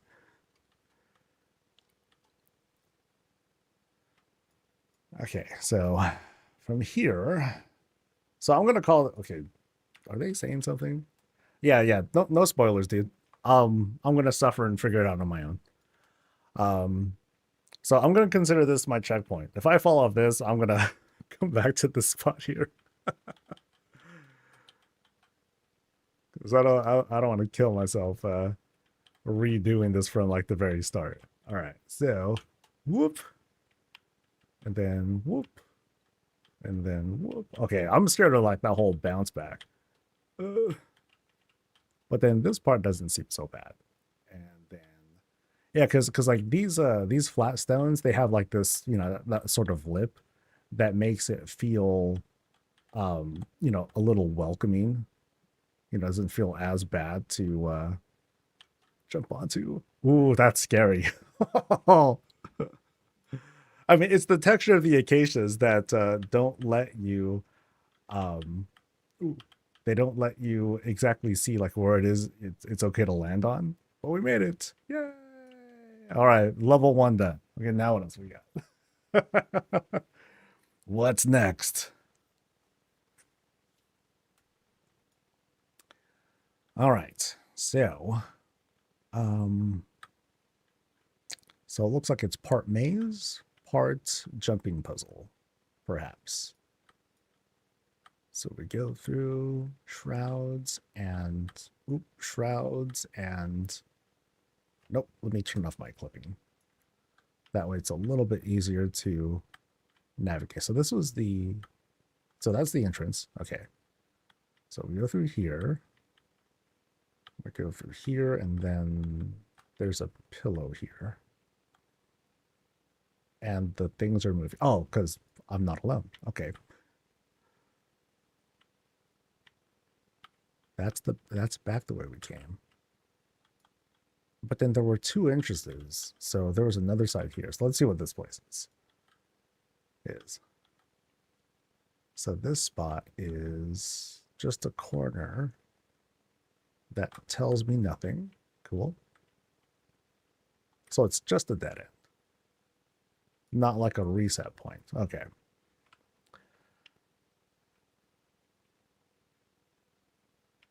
All right, so so I'm just trying to get my orientation straight. I know I'm trying to not pan the camera like all crazy like, because I know that would throw you guys off as observers. So there's like ivies right there. Here's the cross, and then he's tiny. Dude, he's so small. Oh crap. Okay, so anyway. Yeah, I'm missing something here. I will get this. So we go across here, and then there's a crack, so we can finally go around there. No spoilers, dude. Swear. Don't do that. So we go across. And this is, nope, not a dead end. We kind of go around and then through here, but that's a dead end too. Yeah, so nothing across that. Oh, I think I took a wrong turn. The foliage is what kind of throws me off. So we'll see if like doing an overhead helps. So now, all right. Checkpoint. Maybe checkpoint. All right, let's cross through. Dark portal thing, and then boop. Ooh. Okay. So, okay, so we're in a skybox room, but the puzzle will continue. So this is definitely not the end of the road. Oh boy. All right. So, oh boy, this might be rough. So we're back to jumping puzzle stuff. Can I use that corner? Okay, I can use that corner as a thing. And then this here is this kind of like weird sort of whoop. All right. So that's a wall that works. Boom. Boom. So what if I jump there? Will that do anything? Or maybe that's intended actually. That might be a bit high. So I'll go here first. Okay, I'm invited to go across. But which is better? Should I? Is that like a trap, maybe? So there are choices to make here. I can go down and across there. I can see if I could just cross here too. But I don't think that'll be advantageous for me at all. Or because I don't know if that supports me. Well, I guess we'll find out. Nope. It does not. Okay. Bummer. Let's try that again. So unlike the outside, while I can like experiment, there are consequences. I can't just fly up or reset or anything like that. So yeah, I guess that is high. So I won't do that. I will just drop down here and drop down here. And then, ooh, that's a dangerous one. Oop, I'm actually on an elevation, sort of. All right, so from this spot, that feels like a very dangerous jump. But I think I have no choice. So I got to go there and then across there and then finally back there. So, ugh, I'm not going to like this jump. Are there other options? No, that doesn't feel good either. I don't think I want to jump on that. Hell, there's a door there. So I wonder if I can just cheat. I go through the door. Okay, I'll try. I think I'll try this jump, but boy, that seems like a short distance. Yeah, too short. Okay, so what's this door? I want to see what this is. So it's like boop. And I think that's meant for me to cheat eventually. Or can I? Okay, I guess I did cheat. Oh, is this for punks? Hold on. I want to redo that jump. So, hell, I don't even know if I'm going in the right direction. Shoot. All right, so let's try this again. So I was too far there. Uh-oh. All right. Oop. Yeah, that felt easy. This does not feel easy because it's a little bit lower. So I got to jump from like kind of back here almost. Okay, now I got it. Yay! Boom, done. Okay, so got that part done. All right. Now to, can I just jump across here? Yeah, so I can jump across that. Go up here. Ooh, oh, oh no. Can I do a backward jump to this here too? Okay, cool. Got that. Oh, these trees, man. Boop. And then I'm guessing that corner. Okay, there's actually a drop down there too. Don't know what that means, but I'll go here and see if this is. Nope, that's not a thing. So I think I am meant to just drop down to that. Oh, I kind of messed myself up. So, boop. So now I can drop down. Boop. And then, woo. Okay. So I think I just can drop down, go up and across that, but can I cheat at all? No, it doesn't look like it. You know, one thing that I appreciate about this spot is that you got the red doors. The I give up kind of doors, but I just want to move on. Big respect for that. Because some folks, some places they're like, no, we're gonna be merciless. You know, you're gonna suffer. So kudos to that. You know, it lets this still be a game without it being like super frustrating. Okay, so here it looks like we just do a drop down. Boop. And now we continue the climb. Or not. Or I mess up. Whoop.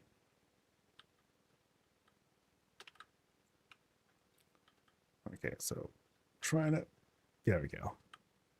All right. I think I'm meant to go up there. So if I mess up and I drop down, then I climb up these rocks and okay. Ooh, weird jump. So I think with this I could just run across. Yeah, run across. Oh, and then there's a bench there too. All right, so that will help. Boop. And then don't hit my head on the other bench. Boop. Boom, boom. Okay, so now we carefully, damn tree, make our way across. And then I think,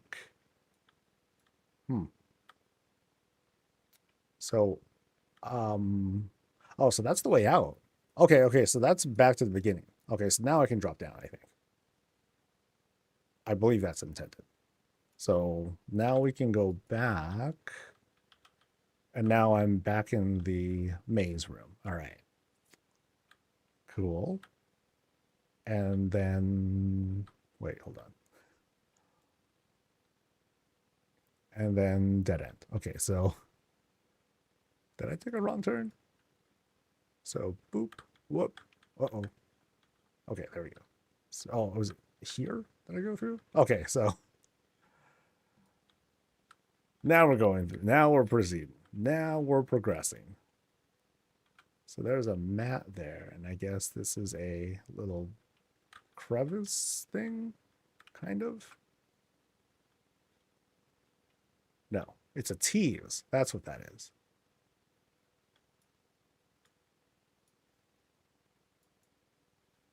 Let's see, and then from here. Oh, gotta turn my clip off. Okay, so. Oh, nothing's here. Okay, so let's figure this out. Where did I go wrong? Oh, I think that's this shroud. Boom. Ooh. Wall, go around. There, I can go around both ways. Cool, cool. Ooh, really tight. And then from here, climb up the table, 2 options, left or right. Wall. Okay, 1 direction to go down. Down into this couch. Oh, nope, we go around this corner. And through the shroud. Oh, hello. Hey, there's the boss. There's a burb. Hi, burb. And then the wall. Okay, not that wall. Okay. Oh boy. I thought that was going to be a secret shelf. Oh, then wait. What's this? Oh, that's a doorway. Okay. So, oh, so thank you, bird. I think this will take us through. Yeah, there we go. Oh, clever. Nice. Two. Oh God. So how many? So I think you said there are 4 levels or something like that. Damn, we're gonna be here for a bit. Holy cow. Let's keep going though. Yes, there's 4. Jesus. All right. So this spot, the objective is to make my way against the other side. So I got to go across all this stuff. Oh wow, that's a trip. Okay.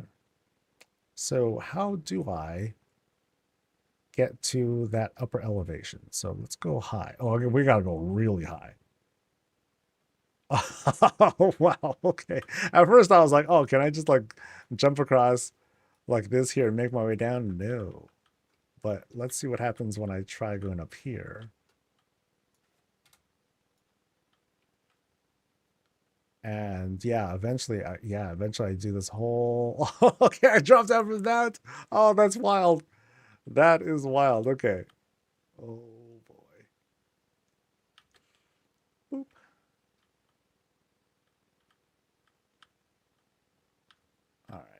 All right, we're going. Oh boy. Ooh, scary. Oh, oh, I did not. Oh, that's mighty deceptive. Okay, let's try that again.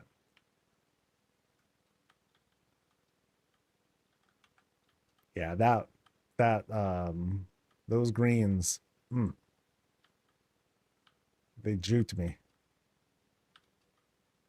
And then up here. Yeah, so there's the end of it. And I like tried to walk all the way there. Oh, that's brutal. Oh, that feels far, but I think that's intended. So, boop, and then, boop. Oh, for real? Is that's super leap of faith, man? That is such leap of faith. Um, I think I need to run off. Ooh, okay, high risk. And then, okay, so let me get my bearings here. So, boom, boom, boom, across there, boom.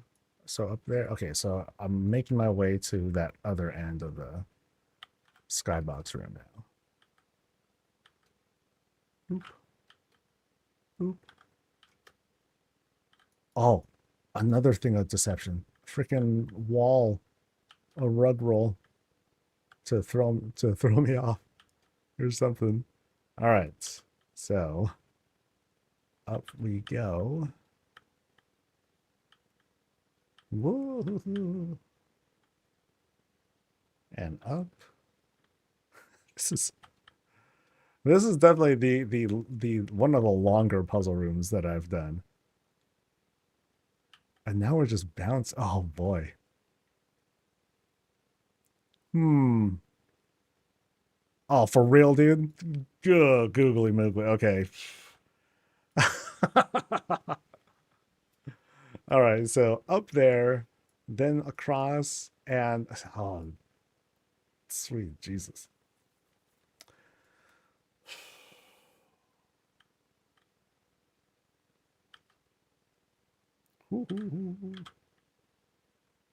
Oh, that's very okay. So there's no additional texturing there. That was gonna scare me. All right. So what sucks about this particular room is that there is no reset. If I screw up, then I start over, and that's a real bummer. Now, thankfully, this place seems a little bit more forgiving on these jumps, a little bit. I was thrown off by that one thing that oh wait, I think I jumped. Oh boy. Oh no. Oh, actually I think I just go there. Boop. And then hopefully that's against the wall. And then another run. Boop. And then this one I jump. Should jump. Okay, that looks so scary. Okay, okay, the angling looks fine now. But man, from here, it looks like it's just plastered against the wall. So I'm like, oh no. And then we carefully make our way here. Yay, we made it. Oh, give me a second. Jesus.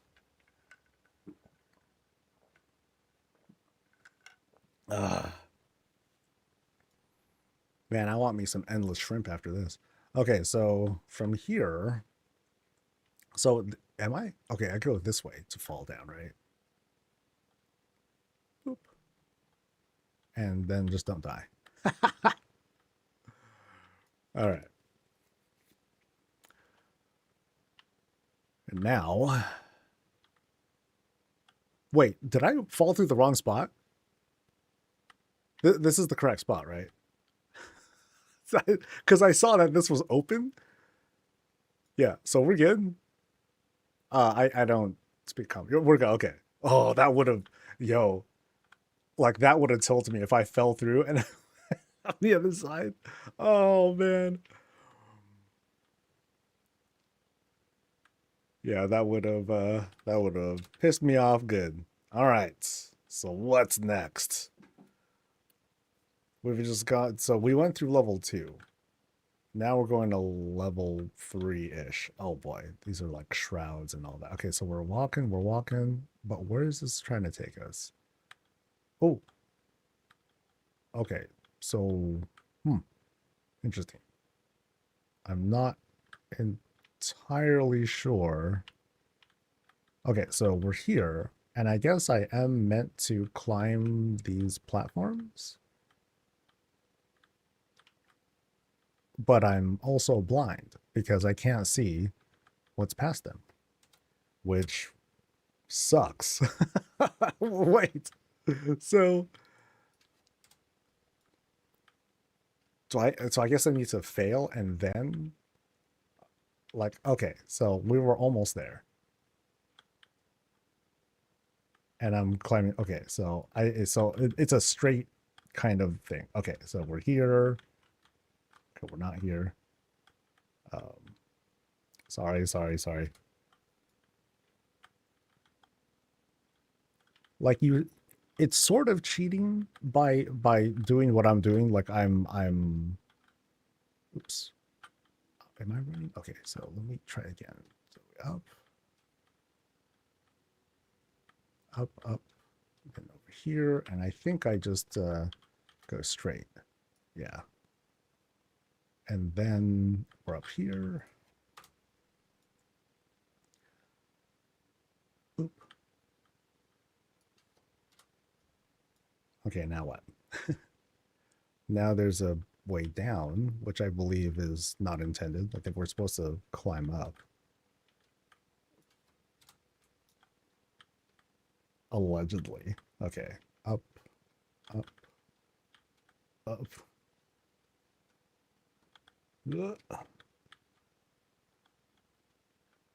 All right. So now we're on top of a thing.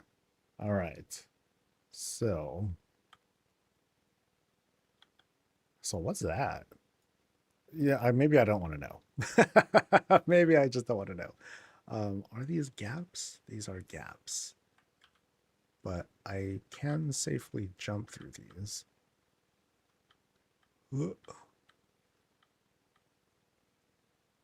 And now I am... Now we're on live.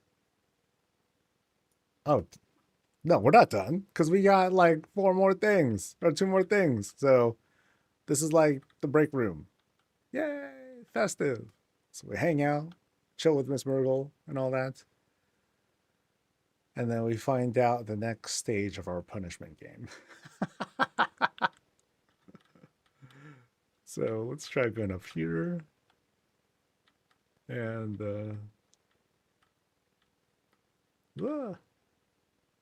so So we're making our way that way, but we're in the top of a stairwell room. So, you know, there's, ooh, that bounce. Oh, that's rough. Okay, so I got to be careful with my movement speed here. I'm gonna have to like kind of, yeah, I gotta kind of go slow here. Otherwise, this whole like push off is gonna like mess me up. See how these like kind of push me a little bit? Yeah, so oop, oop, and then be careful here. Oop, yeah, see that? Oh, it was trying to push me. Monstrous. Monstrous. Oop. Okay, so we are making our way through there, it looks like. Because,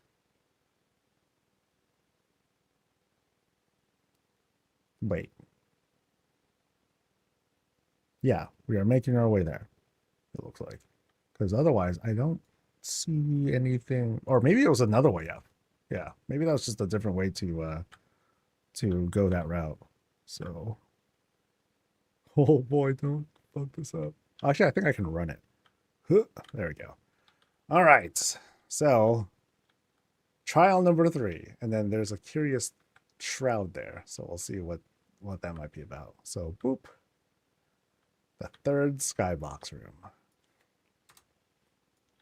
Let's see what there is here, though.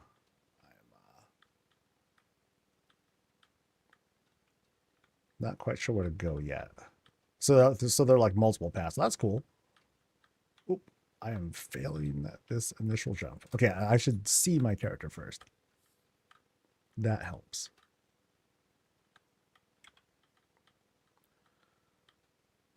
Oop.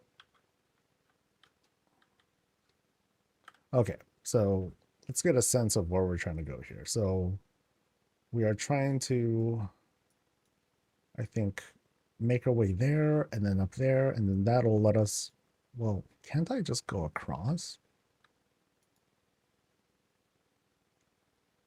Oh no, I gotta go higher. Oh, I see. Okay, so let's try, whoop, there. And then there. Oh, sad song. Okay.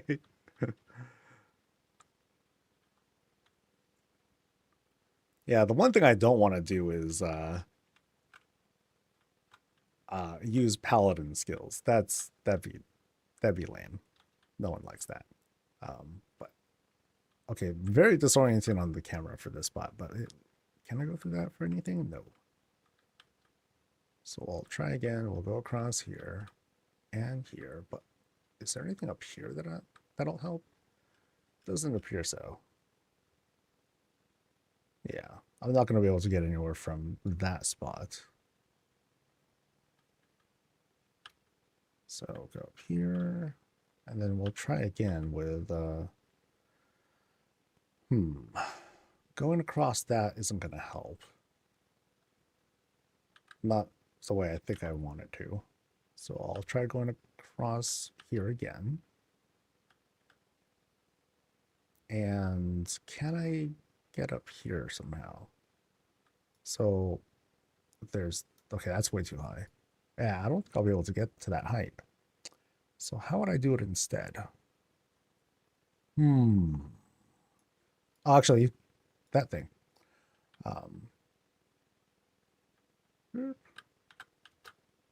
Oh no, okay, that's kind of a tough jump. All right.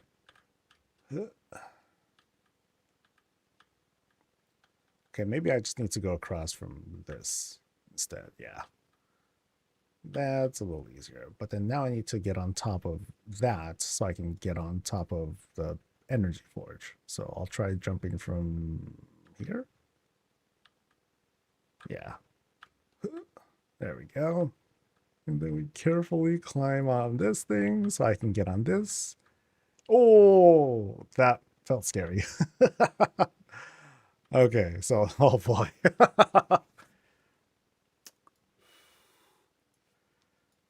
It's one of them leap of faith jumps again, huh?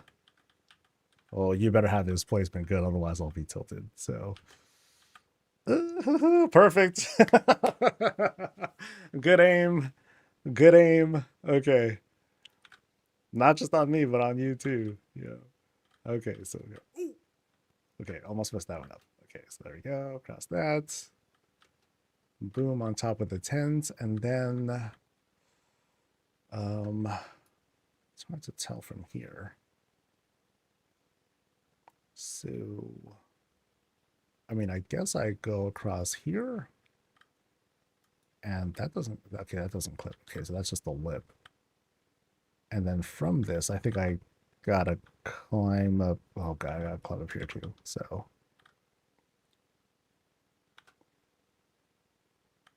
oh, this feels kind of precarious. All right, so I'll use that pillow as a spot.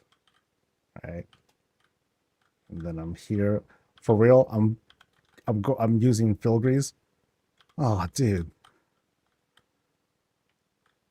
Wait.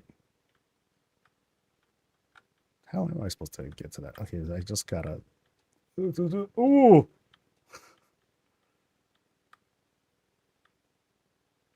Okay, can I just leap all the way over? I don't know if I am supposed to. So I just gotta make my way across that. Okay. So I just don't know if it's the right jump though. Cause yeah, I'm kind of disoriented now. Clench. That's good advice. Okay, so now I am. Oh, that's the divider. Okay, so which way do I need to go? Which is the right way? Is it this one, the left one, or the right one? Because I forgot which way I was going. I don't want to mess up the drop. I know you. I know you're here to fix it in case I screw up. But is it left or right? Right. Okay. Cool. Huh. Yay. Sheesh. All right. 3 down, 1 to go. All right, so now we're in a maze. Oh, okay, so we were seeing this earlier. I think we walked by here, and this is where I saw these shrouds. I'm speeding on it. Well, that's a relief. Okay, so that is a dead end. No, that's not a dead end. There's a thing there, but... Oh, I already walked through it. God damn it. Oh, no, I didn't. Okay, I thought I did. So what's through here? Oh, it's the same thing. Okay. Oh, is that the screw-up door? I think that might be the screw-up door. Yeah. So it's a, yeah, it's a one-way thing. Cool. All right. So this again is the screw-up door, which means I go this way, and that's the wrong door. So it means I go this way, right? Or I can cheat differently. I can just kind of do this, kind of, maybe. Nope, doesn't let me do it. Interesting. So the camera doesn't pan back. Ah, smart. Smart decor. Smart use of that as a trick. All right. So now, ooh. Okay, for a puzzle room, this one's pretty. Yeah, this one looks nice. We're chilling. We got some Murgles hanging out here. Cool. Where are we? So, actually, where am I going? So here's a spot, but then this time we're in a vaulted stairwell room. So which way am I supposed to go? It could be one of those secret room things. It might be there, but it's not immediately known to me. All right, so yeah, this is one where the goals aren't super clear, but let's try this as a start. Okay. And then from here I go nowhere. is kind of the impression. Um, but all these secret shelves are here too. So it's almost like, oh, maybe I'll find like a secret path if I go this way and then something, something. But I don't think that's the case here. So let's keep exploring and try to. Okay, so this looks like a spot. So let's see if I can get on this ledge at all. Maybe here? No. Maybe this table? No.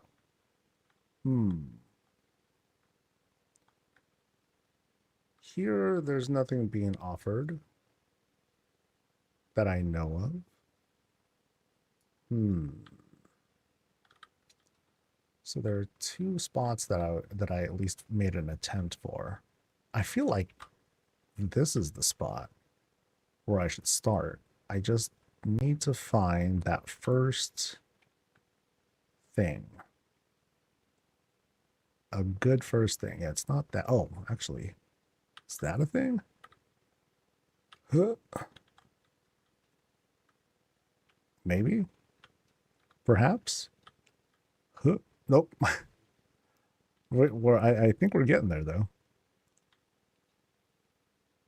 And then what? Oh, God. I hope it's not that.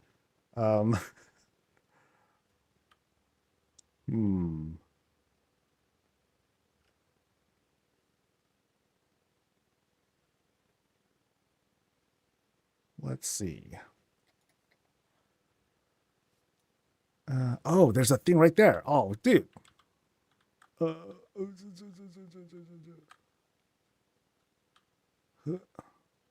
And then, oh boy, this camera's actually, let me use that. Reveal yourself to me. Haha. Okay, so scary. Okay, are these solid? These better be solid, I swear. Okay. And then nope. Okay, that was not what I was hoping for. Aha. Stirs. All right. Uh-oh. Okay. Now, oh, and then I go across here. Okay. Okay, let's see if I can make this proper. Because there's like, I don't think there's any backboard or anything to help me out. Oh, scary. Oh boy. All right. So now, once again, we have another scary, very scary tightrope. Which takes me across, but like that's it. So, ooh. Ooh. Oh, that was very frightening. Okay, so don't do that. Oh, dude, for real? Do I do that? I think I do. Wait, that's a long, dude, that's a bajillion miles away, man. Oh boy. Okay, let me check for options just in case. Yeah, I'm not jumping up there. Yeah, that led me there. That is not going to get, yeah, I think this is it. Oh, I was walking. Oh no, the worst. Oh, awful waffle. Oh no. Okay, so let's do this again. Damn. Damn. See, and that was just a mistake, right? That was me like not doing the proper walk or whatever. Yeah, that's it's a real bum diggity right there. All right, so we know what we're doing though. We do across the thing, and the most important thing, even if you do like a full mess up like that, is to just keep your cool. Keep your cool, calm down, try again, and don't mess up. All right, so going across here, I will turn running back on.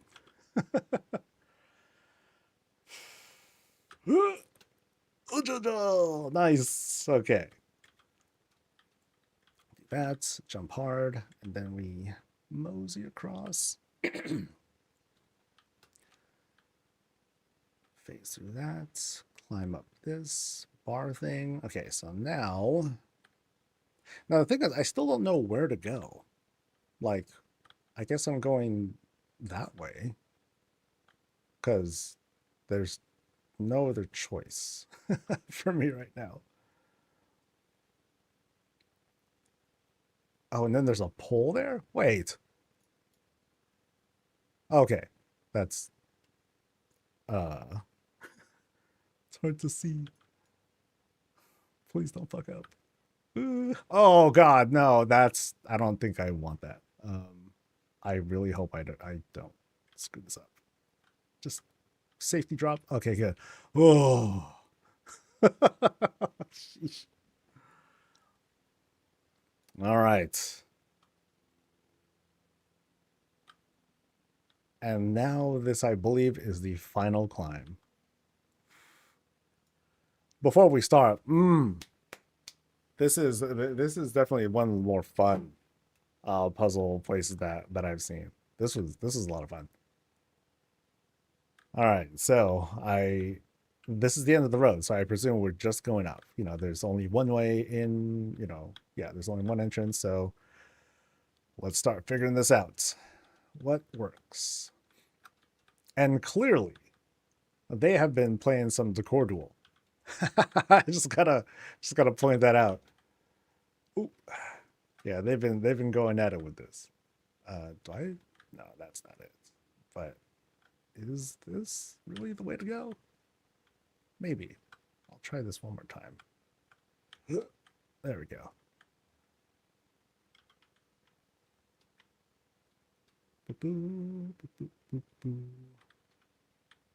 Yeah, opals and squares and opals and squares.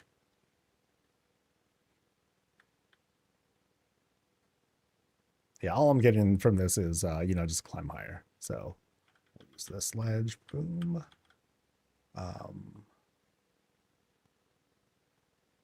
Looks like I think I dropped down a little bit. Or I dropped down to this. So let's do that. Maybe? Much, I'm not sure. Damn.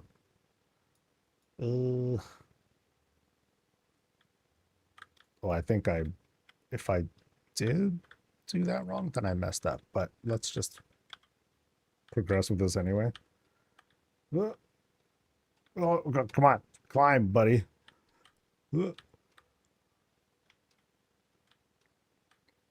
Oh, please, baby. No. Oh, okay. So I need to figure that out because I don't think I'm. Oh no. That would have been a shame if I did like this. If I just got stuck, like, oh no.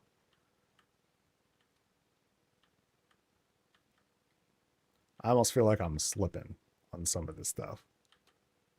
All right, there we go. Boom, boom. All right.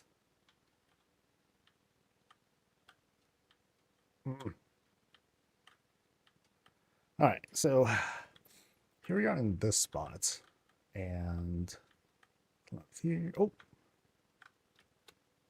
so I did the drop down, but I didn't really find where to go. So let's see if there's anything here that I might have missed, but it does not appear so yet. Is the idea like slippery ice? Not exactly slippery, but I'm definitely like, I was definitely screwing up. Like when I fell through that gap, I'm like, oh, that's not good. But then from here, I'm not quite sure where to go. So for all I know, this is like a transparent thing, and then I'll like fall through, and then I'm screwed. But I can't make so there's no turning back from there. If I jump through this, oh, then I just fall. Okay, so let me try to observe like where to go exactly. Yeah, because those things, like, those are angled in such a way that, yeah, I'm kind of boned if I go that way. But is there another way up? Maybe I'll just find like some other path up, but so far no. Can I crawl through that? No. And then I think that's not that surface is slanted. I'm gonna fall through that for sure. Right? Right. Okay. Next try. So once again, whoop, whoop, whoop. Okay. Then we go up and up.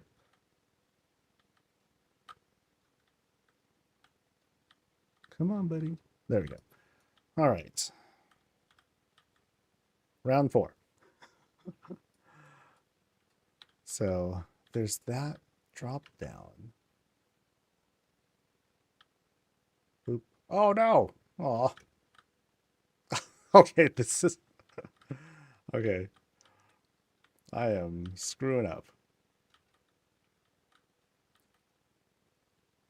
And that's why this is the last round.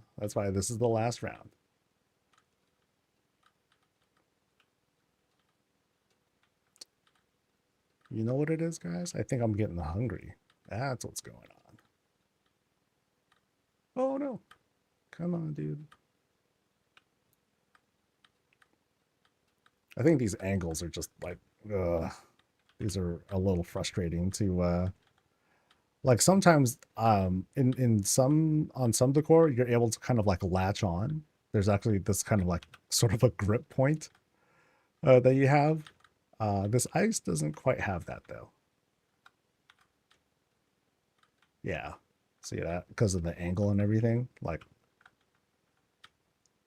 all right, there we go. Okay. So once again, we need to stop messing up, and I just need to figure out like where best to go from here. So that's not an option. That's not really an option. I mean, it could be that I'm just going down the wrong path. But so far, I'm not. Are these trends? Can I walk through these things? Okay, yeah, these all seem to be like solid things. Nope. Oh no.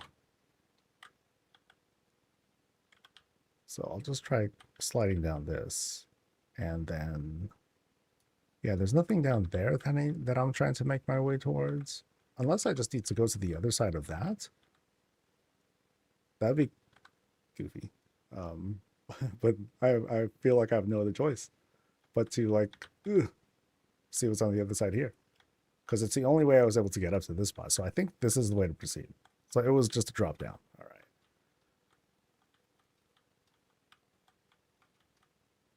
So that's me overthinking. I think. All right. Oop.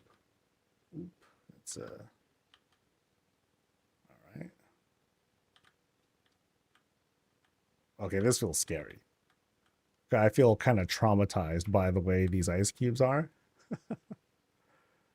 So,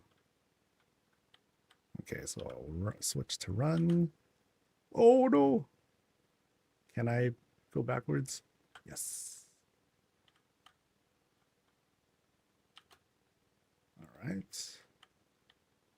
Oop. And then past the eye. I think I can walk on this. And then here. Okay, so I'm so far at least I feel safe. Like I'm not gonna fall all the way to the bottom.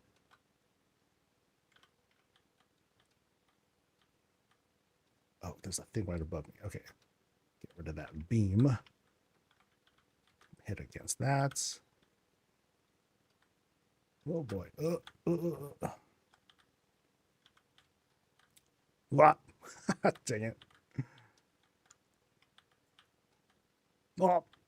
Dude, these cubes are a pain. All right. Boop, boop, boop. Oh boy, damn! What a puzzle house, man. Easily like the biggest that I've seen. Easily. That was fun. That was fun. Um, Sorry for folks who are like watching on screen and if the camera gets all disorienting and stuff. Sorry about that. Um, cool stuff, man. Cool stuff. So, any other creators try this thing out? I mostly want to like see if I can like have bragging rights. Like, was my time good? I had a coffee. Sheesh. Well done while I fail at jumping puzzles. Yeah, fun. A lot of fun. I speedran the first three. Cool. I mean, I've seen a lot of places and I don't seek out jumping puzzles, but I definitely, you know, I've gone dude, 2 hours. Holy cow. Yeah, I wouldn't be able to do that.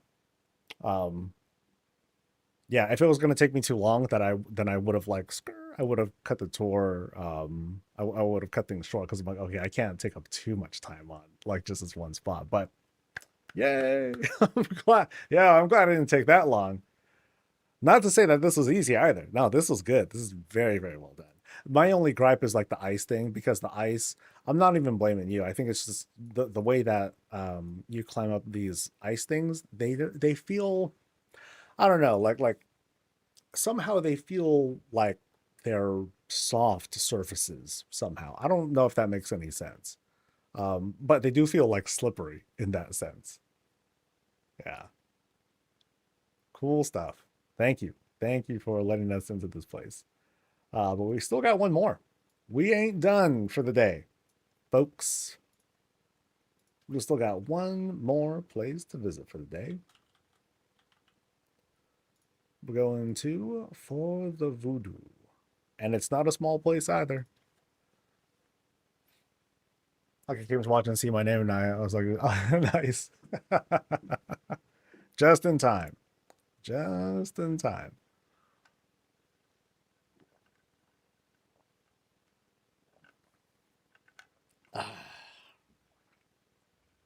By the way, in case I missed folks, thanks to Denim, thanks to Chris, and thanks to Thruster for subscribing. Much appreciated. Whoa, this is a lot of Murlocs. Wait, oh my God, for real.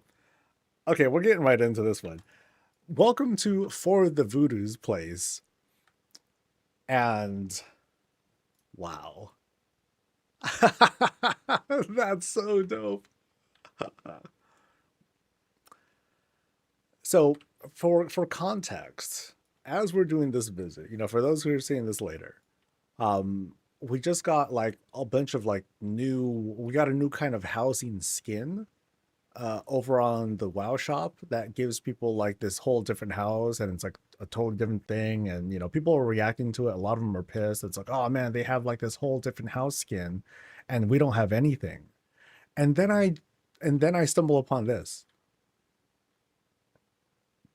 For the whopping cost of 10 budget and a lot of achievements, you too can have giant statues that you just flip over to the side and create a boot.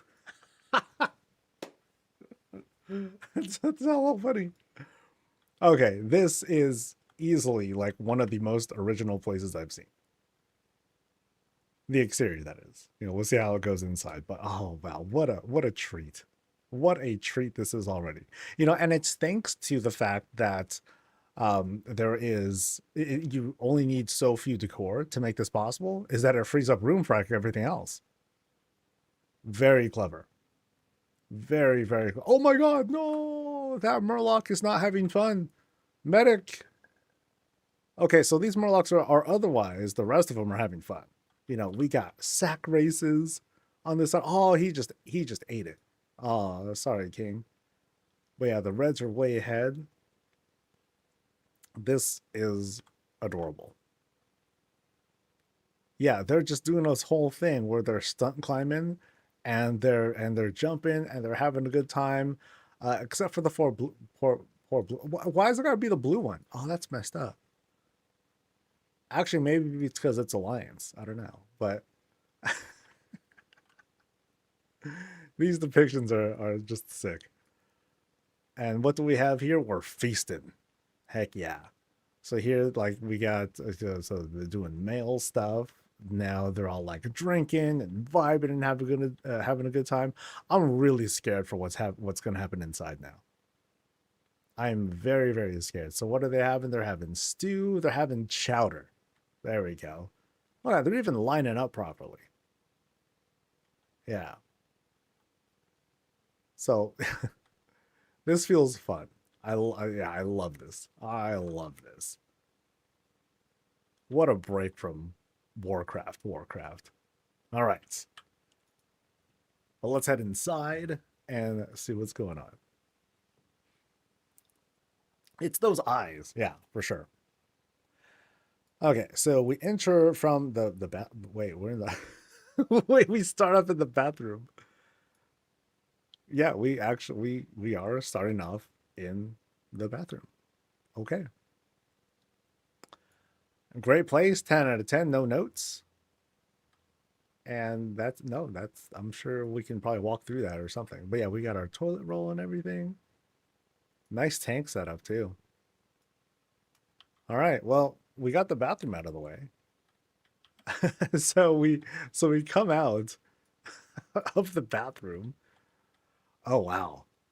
And we're met with this very nice setup. Great use of lighting. Oh, this is caved out. Wow. This place, dude, this place is drenched in greens and lights and like these generous climbs. I don't see, yeah, where's the rooms? Where are the floors? Oh, that's so good. Oh, so, what a pretty first climb. You know, what's cool too is that it has this whole tropical vibe too. You know, so we're doing this climb and we have, trees, trees, trees of that sort, and it fits so great. Fits great here. I might need to backtrack so we can find any like sort of like hidden places. Um, but now we get to kind of the top here. And then, okay, so we're invited there, but we got to explore more of this room and see like what else there is that we might be missing here. So we see like some, is that like a light source thing back there? Oop, sorry. Yeah, so we see like some the sources of like some lights. And then around this bend, oh, we got more. Okay, so we're gonna backtrack. Yeah, we're gonna backtrack just a bit just to make sure there weren't any other additional nooks and crannies. Then we can, do a little bit more appropriate backtracking as we need to. So, like for example, here, we have a lot of the lilies back here. Then nothing there. Okay, so we'll make our way down. We'll just kind of keep an eye out. Otherwise, really pretty, really pretty, like jungly cave setup. Yeah. All right, so I think I'm gonna go through that cavey part, and then we'll go to the troll temple part. We'll see. We'll see how bad of a call that turns out to be. Yeah, fantastic, dude. That's a lot of budget that went into that room. Boy, people can play hide and seek. That'd be funny. All right, so through this spot, still in this cavey area, but also we have this whole outdoor sort of illusion, but we also have like these really pretty setups. We have this sort of blood elf and troll kind of mock up here. Up here is like the whole fountain, but it's also serving as this kind of like, I don't know, cleansing pool of sorts. This ceremonial pool of, niceness. We go through, we continue to see like this whole kind of like cave vibe, and then all of a sudden ooh, there's stuff below us too. Oh man. Oh, that's sick. Okay, ooh, lava stuff too. Okay, really awesome work on the suspension bridge too. Check that out, dude. That is some really good quality stuff. So these are just like a bunch of Gilnean style benches, it looks like. Or no, they're more like wall shelves. But man, here we go. Really, really good use of the planks. This is, that's clean.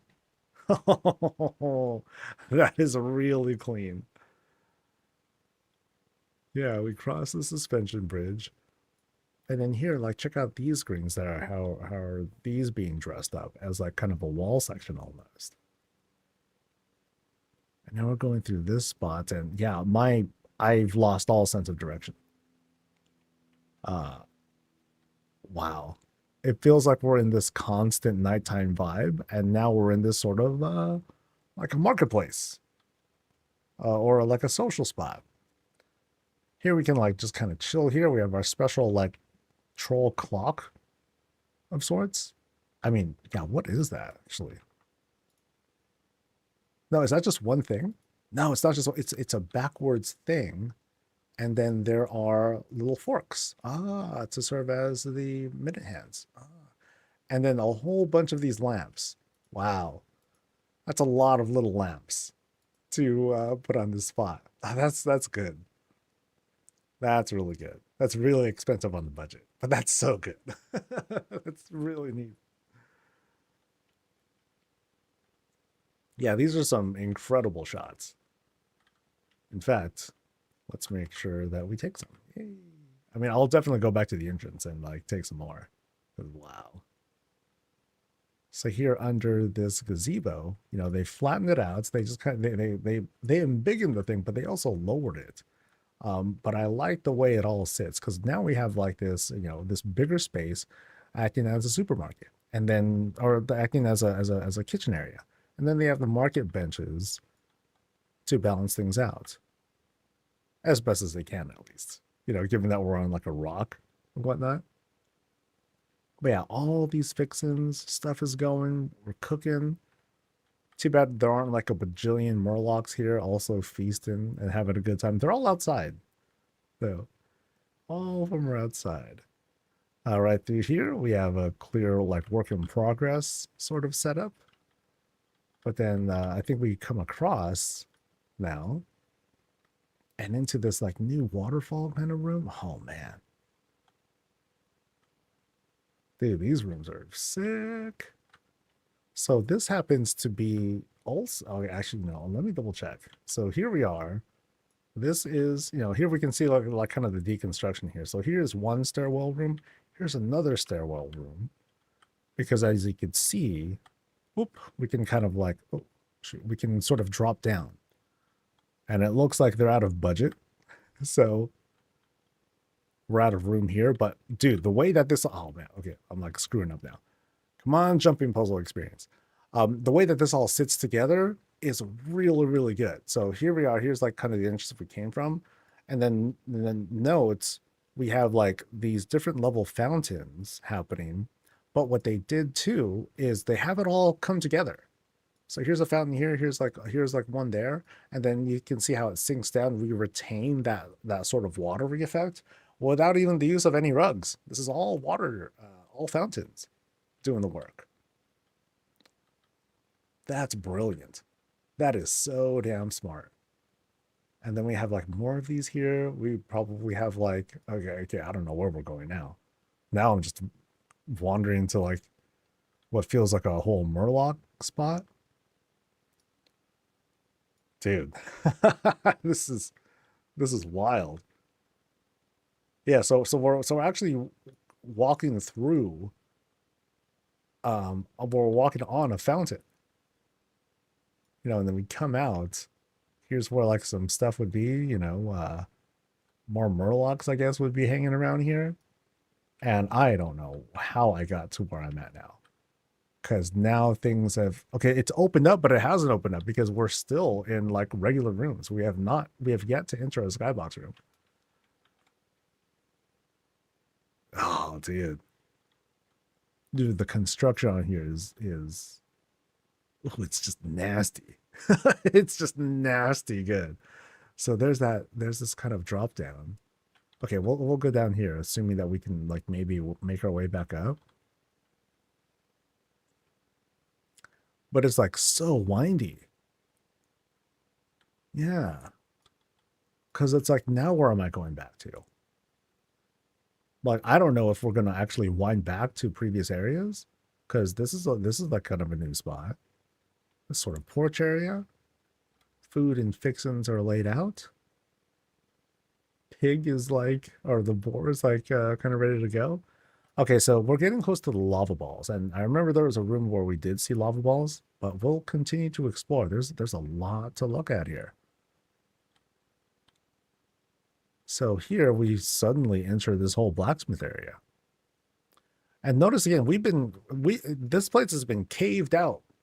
You know, we have not seen much in the form of walls except for what have clearly been like placeholders. Everything here is like built or carved out. So here's like some mining stuff happening. They're getting some minerals. You even have like the canary, right? Some collected gold or ore. And then things are being worked on here. Yeah, so nice like compact forge area. All carved into this rock. So there's like a lava ball there, I think. So that might be where yeah.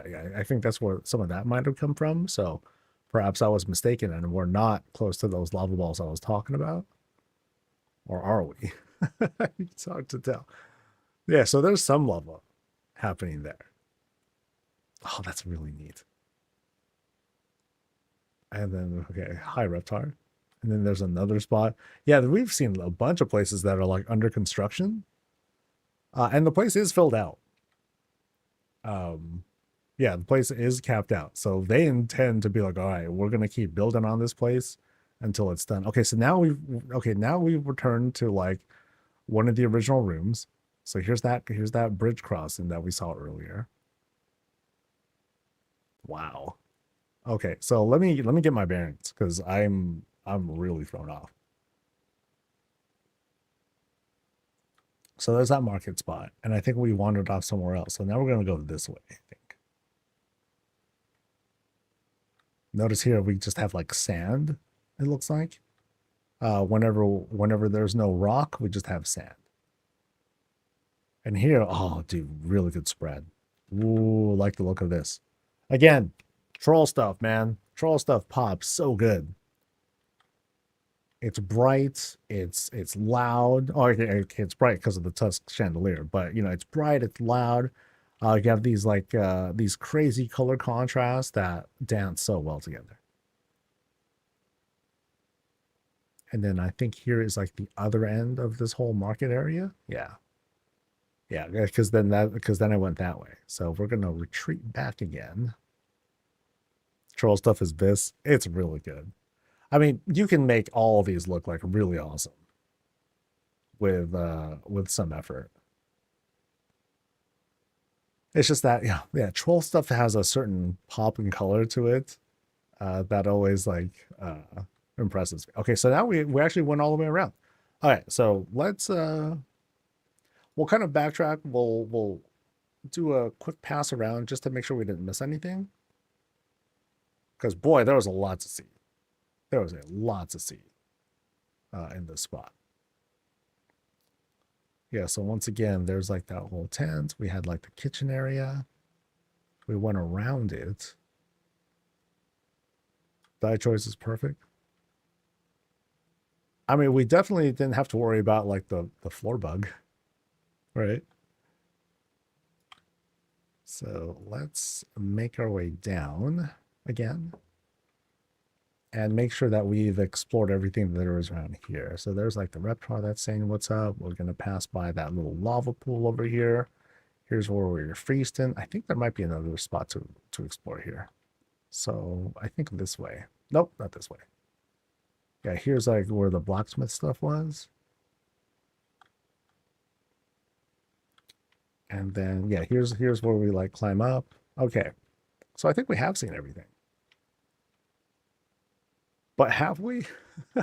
You know, there's this very clear intent that they want to build more.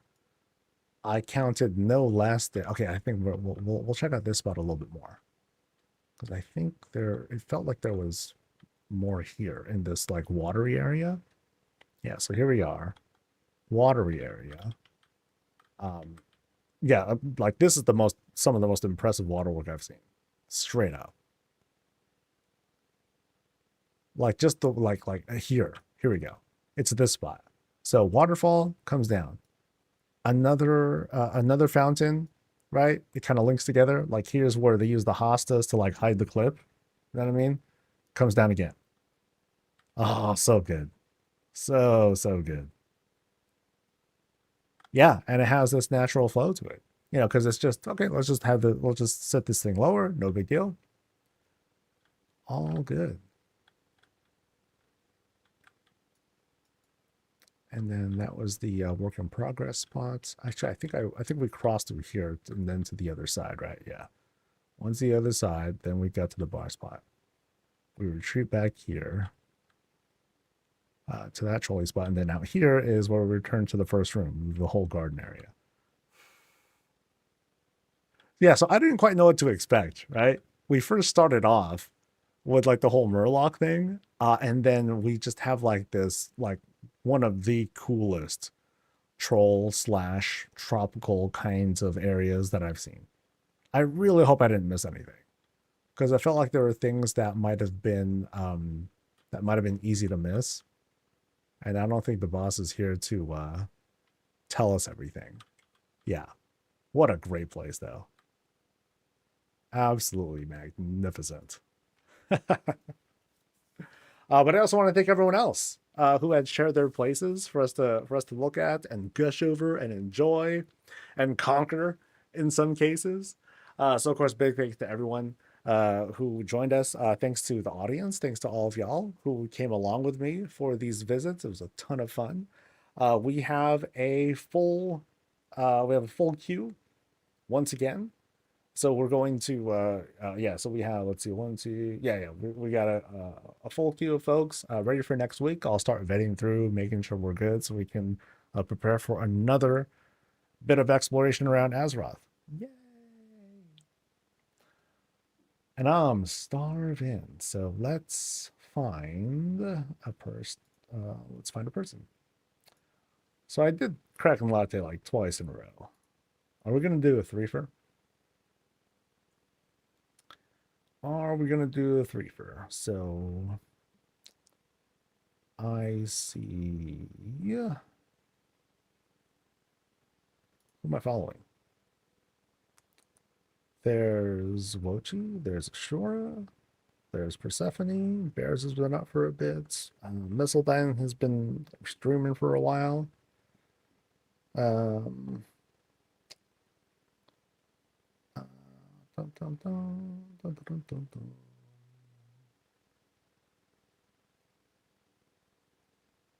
Zepla is not doing WoW stuff.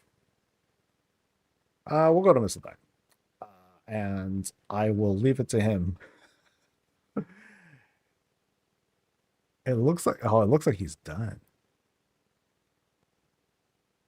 But no, he's eating. I'll leave it to him. So for you guys who are here for the drops, you know, y'all will be fine. Y'all will be fine. All right. Look at that. He's looking all sexy with the whole open shirt and everything. Scoring the ladies. All right. So once again, you guys have a great, fantastic rest of the day and week. We'll see you guys for the weekly. We'll see what kind of smack talk we engage with. And until next time, stay safe, stay healthy, and as always, stay breezy. Bye.